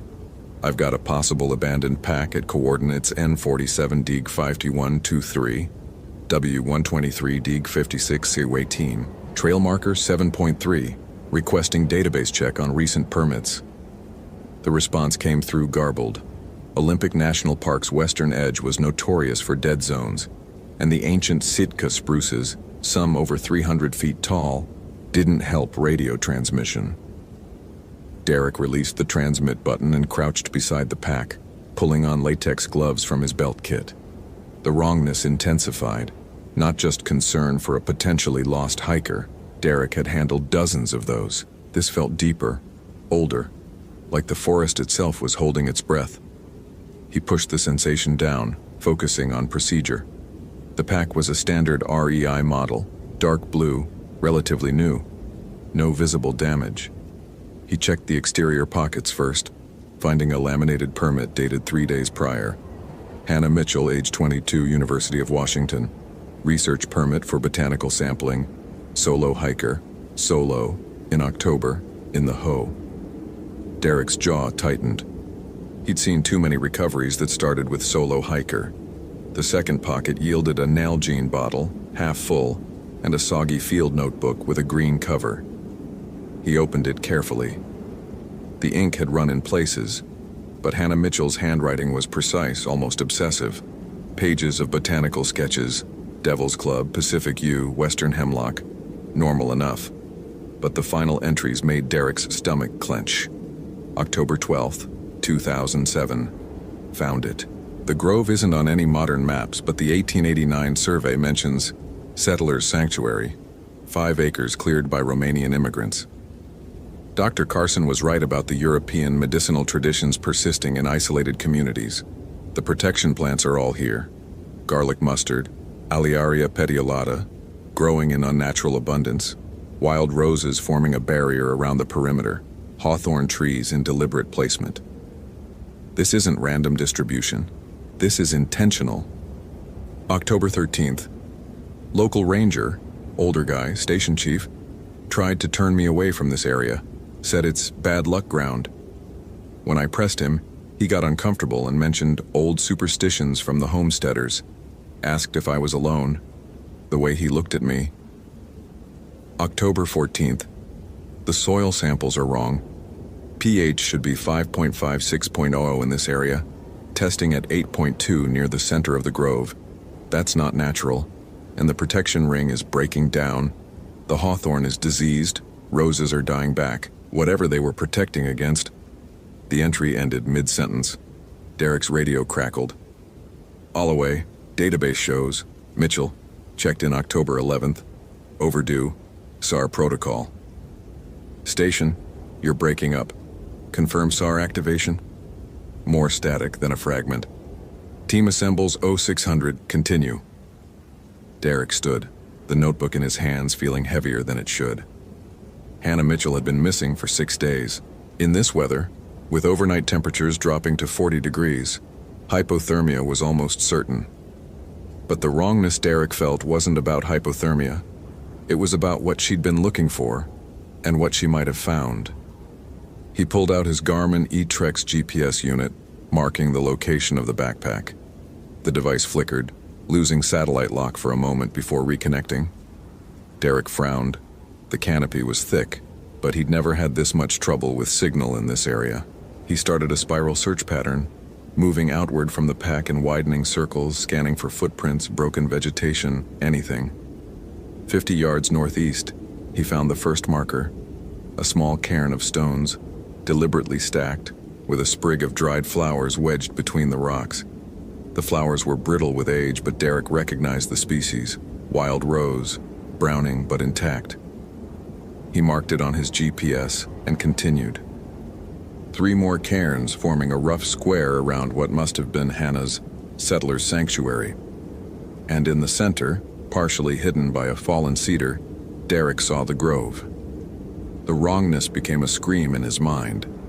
The space was roughly circular, maybe 60 feet across. The trees that should have filled it were stunted, twisted, their bark blackened as if from old fire. But there had been no fire. Derek had studied the park's burn records. Nothing in this sector for over a century.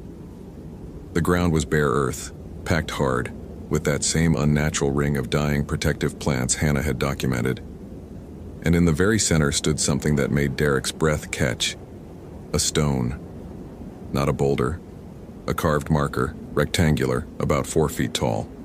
The inscriptions were weathered almost smooth, but Derek could make out letters in an alphabet he didn't recognize. At the base of the stone, someone had placed offerings. Moldering flowers, a small bottle of what looked like oil, and, Derek's stomach turned, a dead crow, its body unnaturally preserved despite obvious age. His grandmother's voice echoed in memory. When the dead won't rest, Derek, the land remembers, and the land tells those who can listen. Derek had spent 35 years not listening. He pulled out his digital camera, a decent Nikon D40 he'd bought specifically for documentation, and began photographing the scene. Through the viewfinder, the wrongness intensified. The stone seemed to shift in the frame, never quite where he aimed. Derek lowered the camera, blinking. When he raised it again, the stone was motionless. His cell phone, a relatively new Motorola Razr that worked maybe half the time in the park, showed no signal. He tried the radio again. Pure static. Derek marked the location on his GPS, then began a perimeter search. If Hannah had been here, she would have left traces. He found them at the northeastern edge. Fresh broken branches, crushed ferns, and a single boot print in soft earth.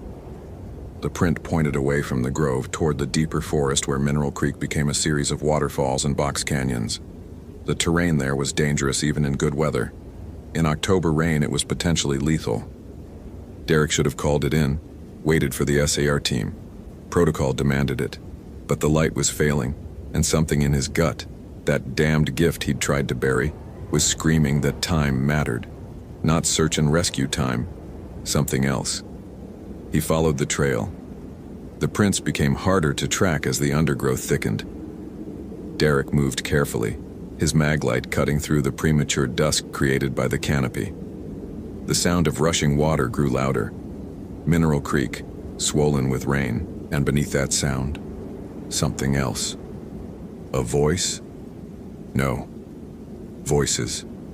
Multiple. Speaking in a rhythm that sounded almost like chanting. Derek froze. His radio crackled spontaneously, a burst of interference that resolved into something that might have been words in a language he didn't know. Then silence. The voices continued clearer now. They were coming from ahead, near the creek. Derek moved toward them, each step careful, his mind cataloging details the way he'd been trained. Time, 1734.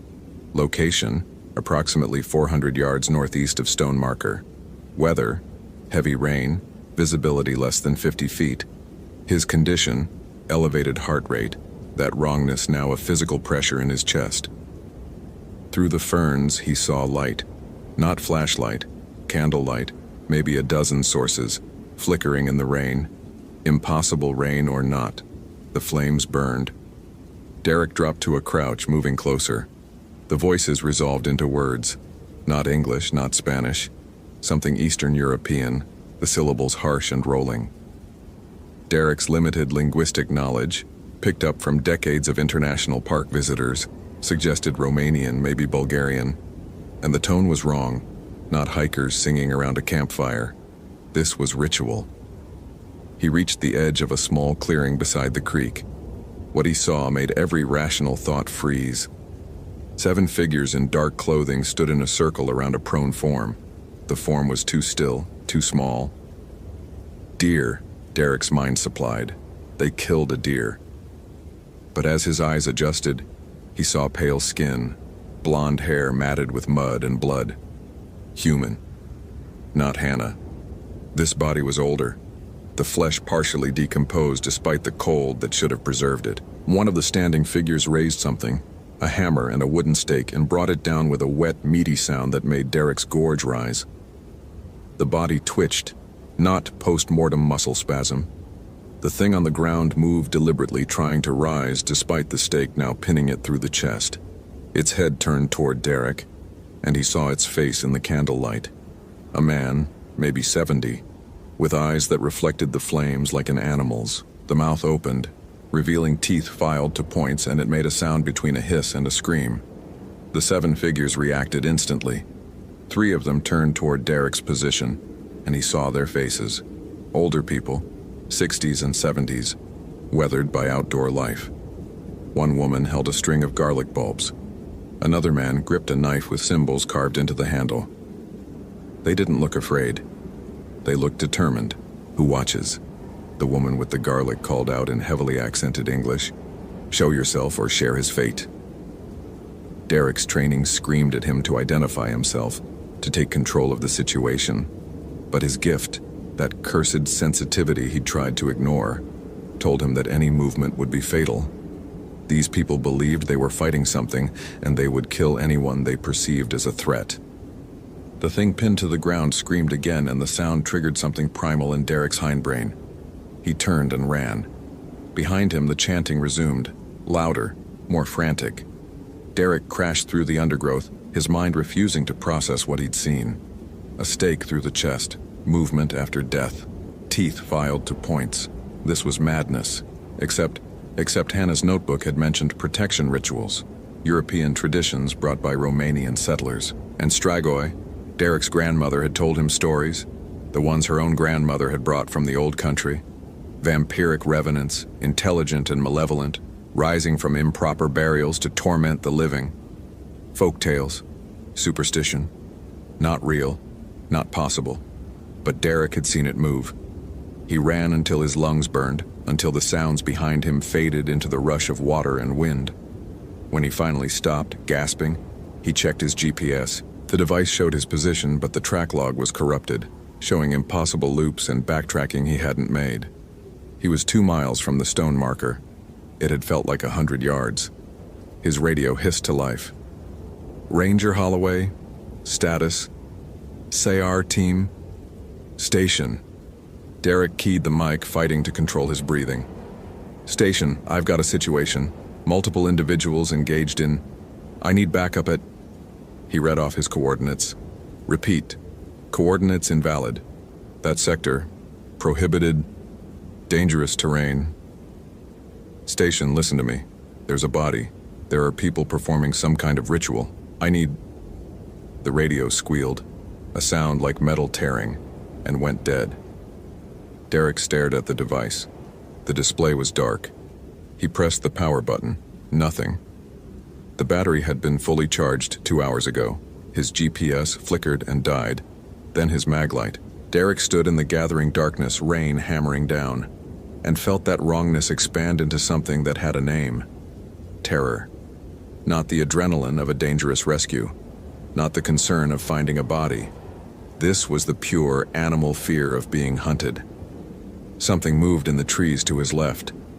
Derek's eyes strained against the darkness. The movement came again. Too fluid to be human. Too deliberate to be animal. A shape detached from the shadows, no, two shapes, moving parallel to him about 30 yards out, flanking him. He walked faster, not quite running, his hand moving to the canister of bear spray on his belt. Against a black bear or cougar, the spray was his best defense. Against whatever those things were, don't think it. Don't give it power. But his grandmother's voice was there in his mind. The Strigoi hunt in groups, Derek. They're clever. They'll separate you from help, from light, from hope. And then they'll feed. Fuck that, Derek muttered aloud, and the sound of his own voice was absurdly comforting. He was a National Park Service ranger with 15 years' experience. He'd dealt with everything from aggressive wildlife to armed poachers. He was not going to be terrorized by... The scream cut through the forest, high and agonized and unmistakably human. Female. Hannah. Derek ran toward the sound without thinking. Every piece of training said it was a trap, but if there was any chance she was alive... The scream came again, ahead and to the right. Derek crashed through undergrowth, his night-adjusted eyes barely managing to avoid the larger trees. A break in the canopy showed roiling clouds and the last bloody light of sunset. The scream became words. "Help me! Oh God, please, someone help me!" Derek burst into a small clearing and saw her. A young woman in muddy jeans and a torn University of Washington sweatshirt. Blonde hair wild around her face, backing away from something at the clearing's edge. She turned toward him and her face was Hannah's from the permit photo. 22, terrified, alive. "Please." She reached toward him. "It's been chasing me for days, I can't..." Derek saw it then. The thing emerging from the trees behind her. Man-shaped but wrong. The proportions subtly off. Too tall. Arms too long. It wore the remnants of clothing from another era. Homespun wool. Rotted leather. Its face was gray, skin pulled tight over the skull, and its eyes caught what little light remained with that same animal shine. The Strigoi opened its mouth and Derek saw the teeth. "Run!" Derek yanked Hannah toward him, already turning, his hand closing on the bear spray. The canister came up and he depressed the trigger, spraying behind them as they ran. The Strigoi shrieked, actually shrieked, a sound like metal scraping bone, but kept coming. They ran through the forest, Hannah sobbing beside him. Derek's mind was white noise and survival instinct. Find shelter, find light, find... Hannah stumbled and Derek caught her arm, pulling her upright. Her skin was ice cold even through the sleeve of her sweatshirt. She looked up at him, and in that moment Derek's gift screamed. Her eyes were wrong, the pupils too large, the whites too white. "Thank you," Hannah whispered, and smiled. Her teeth had been filed to points. Derek threw himself backward as she lunged, her fingers, no claws, raking across his chest. The ranger uniform shirt tore but held. Derek hit the ground hard, rolled, came up with his radio in his hand, swinging it like a club. It connected with Hannah's temple and she staggered back, hissing. "No, no, no, no." Derek scrambled backward. "You're dead. She's dead. This isn't..." "She is alive," Hannah said, but her voice was wrong now, layered with something older and colder. "As you will be." The master woke hungry, Ranger. The old protections failed, and now we grow. 3 more shapes emerged from the trees. The thing Derek had seen before, and 2 others. decomposing bodies in newer clothing, one still wearing a backpack, 4 victims. Hannah had written about 4 disappearances over 80 years. "Join us," one of the older Strigoi said. Its voice was a dry rasp. "Or feed us. Either way, you don't leave this forest." Derek's hand found his belt knife, a 4-inch fixed blade he'd carried for 15 years. Against 4 revenants, it was laughable. But his grandmother had told him the old ways. Silver didn't matter. Holy water was Hollywood. What mattered was the heart, Derek said, or decapitation and burial at a crossroads. The Strigoi smiled in unison, a gesture so synchronized it made Derek's stomach lurch. The old hunter knew, the oldest Strigoi said. He and his circle. They kept us bound for decades. But time claims all flesh. Now only 2 remain, and they are so very old. It took a step closer. We took them tonight, fed as they tried their rituals. Soon we will take the whole park ranger. So many hikers, so many meals, so much time to grow our family. Hannah, the thing wearing Hannah's face, tilted her head. "You feel the darkness, don't you? I can sense it in you. The gift of sight. Join us willingly, and you'll keep that gift. We could use a sensitive. The Master especially values those who see." "The Master?" Derek's voice came out steadier than he felt. "Under the stone," Hannah whispered. "Buried there in 1889 by the settlers who knew what he was. But he never truly died, and now his protections crumble, and he wakes, and we rise with him." The pieces clicked together in Derek's mind with horrifying clarity.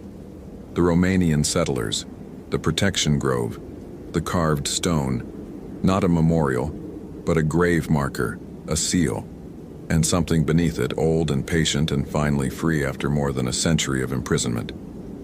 "How many?" Derek asked, buying time, his mind racing through impossible calculations.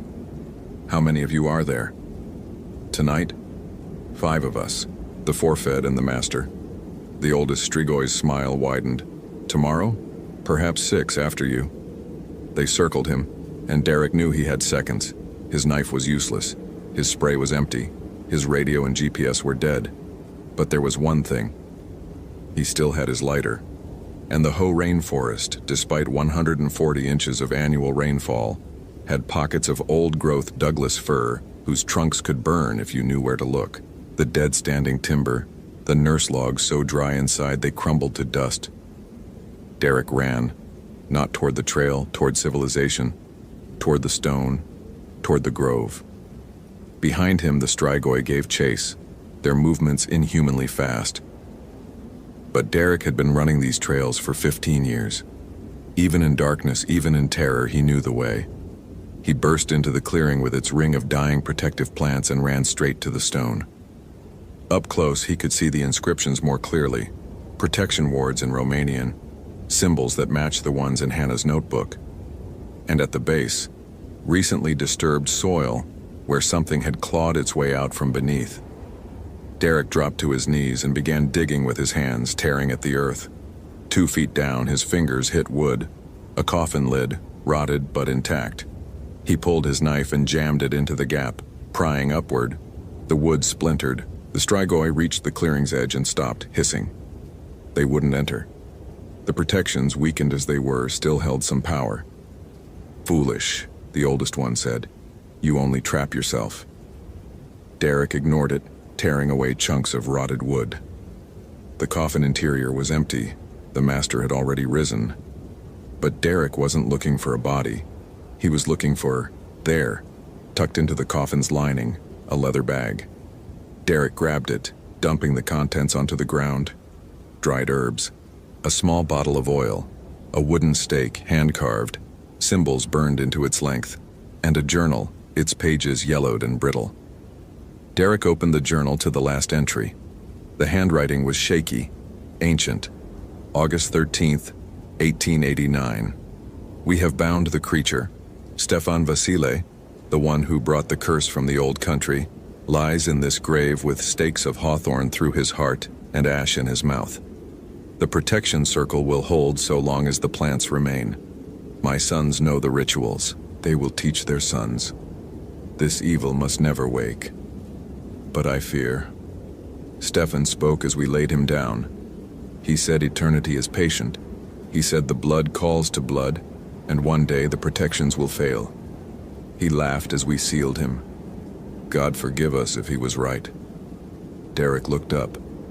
Hannah's face peered at him from beyond the protective circle, her expression hungry.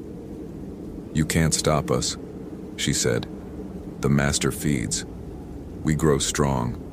Your walls of garlic and prayers mean nothing now. Maybe not, Derek said, pulling out his lighter. But I can send him back. He flicked the lighter, touching the flame to the journal's pages. They caught immediately, old paper flaring bright. Derek dropped the burning book into the coffin, adding the dried herbs. The oil bottle he smashed against the wood, the contents spreading. Fire bloomed, yellow and hungry. The strigoi shrieked in unison, their voices blending into a sound that made Derek's ears ring. Hannah's face contorted, the beauty sliding away to reveal something skull-like beneath. No, the master, he will know, he will punish. The fire spread down into the grave, into the earth itself. And from below, a scream that wasn't quite sound, more like pressure in Derek's skull. The master, trapped between death and unlife, feeling the flame consume whatever remained of his physical anchor. The strigoi collapsed, all four of them hitting the ground simultaneously, their bodies convulsed, flesh rippling as if something beneath the skin was trying to escape.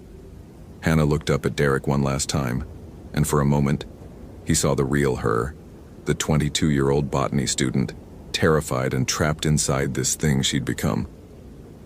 I'm sorry, Derek whispered. Then Hannah's body stilled, and the light went out of her eyes. The fire burned through the night. Derek sat beside it, feeding the flames with broken branches from the protective ring, watching the four bodies slowly decompose at an accelerated rate. By dawn, they were little more than bones and scraps of clothing. His radio crackled to life at 6:15 a.m. Ranger Holloway, this is Station. Say our team is mobilizing. What's your status? Derek stared at the radio for a long moment. Then he keyed the mic. Station, I've located Hannah Mitchell. She's deceased. I'm at coordinates. He read off the location. I'll need a recovery team and investigation support. Copy that. Cause of death? Derek looked at Hannah's skull, the filed teeth still visible. Unknown. Possibly animal attack. It's complicated. The SAR team arrived 2 hours later. Derek met them at the trail marker, his face gray with exhaustion. He gave a statement that was technically true. Found the missing hiker, found evidence of additional deceased individuals. Fire was used to signal for help, and got out of control. The bodies were badly decomposed, likely from exposure and scavengers. He didn't mention the teeth, or the way they'd moved after death, or the fire that burned down into a grave that official records said didn't exist. The investigation took 3 days. Park officials found 4 sets of remains, all matching cold cases dating back to 1927. Hannah Mitchell, Michael Reeves, missing since 1982, Alice Chen, 1954, and a fourth, too decomposed to identify, that radiocarbon dating placed around 1920. And in the grave beneath the stone, they found bones that DNA analysis eventually traced to Stefan Vasile, Romanian immigrant, who according to ship manifests had arrived in the Pacific Northwest in 1887. Cause of death, wooden stake through the heart, ash residue in oral cavity. The coroner ruled it a historical homicide, unsolved, and closed the file. Derek returned to work after a week of mandatory leave. He walked the trails, enforced regulations, educated visitors. He did his job. But he never went back to the Mineral Creek Trail, and when his radio crackled with static in the deep forest, when his GPS lost signal for no reason, when that wrongness crawled up his spine, he listened. His grandmother had been right. The gift wasn't a liability. It was a warning system. And now Derek understood why he'd been given it. Some doors, once opened, never fully close. Some protections, once broken, never fully restore. And some hungers, once awakened, never truly sleep. He started carrying a stake of hawthorn wood in his pack, just in case. On October nights when the rain fell through the ancient trees and the mist rose from the forest floor, Derek stood at the boundary of Mineral Creek Trail and felt them out there. Not many, but not gone. Never gone. The master had burned, but he'd had more than a century to spread his curse, to call to others to plant seeds in the dark earth of the Pacific Northwest. Derek had saved the park that night, but he hadn't won. He'd only bought time. In his cabin, hidden in a locked drawer, he kept Hannah Mitchell's green notebook and the leather bag from the grave. He studied them in the long winter nights, learning the protection rituals, the binding words, the old ways that his grandmother had tried to teach him, and he'd refused to hear. Because Derek Holloway had finally accepted the truth. He was sensitive. He could feel the darkness, and that made him the only one who could stand against it. He just wished he'd learned that lesson before Hannah Mitchell walked into his forest. Her face haunted him in dreams, not the monster she'd become, but the girl in the permit photo, smiling, alive, with her whole life ahead of her. 22 years old and full of curiosity about the natural world, Derek wondered if she'd felt it too. That wrongness in her final moments before the thing beneath the stone had taken her. If she'd known, the way he knew now, that some knowledge carried too high a price. The Park Service eventually closed Mineral Creek Trail. Hazardous terrain, the official report said. Risk of rockfall and flash flooding. Derek didn't correct them. Let people think it was geology. He knew better. Some places were haunted not by the past, but by what refused to stay buried. And the Hoh rainforest, with its ancient trees and endless rain and shadows that moved when they shouldn't, held more secrets than any ranger could ever fully know. Derek patrolled other trails now. He watched for signs, and when October came, he made offerings at the boundary of the closed trail. Garlic, hawthorn branches, salt. Not prayers, just precautions. Just in case the fire hadn't been enough. Just in case something else decided to wake. Hope you felt genuine terror. If you appreciate authentic horror rooted in real folklore, consider following for more stories. Which moment scared you most? Share your theory about what really happened to the two old hunters Derek never found.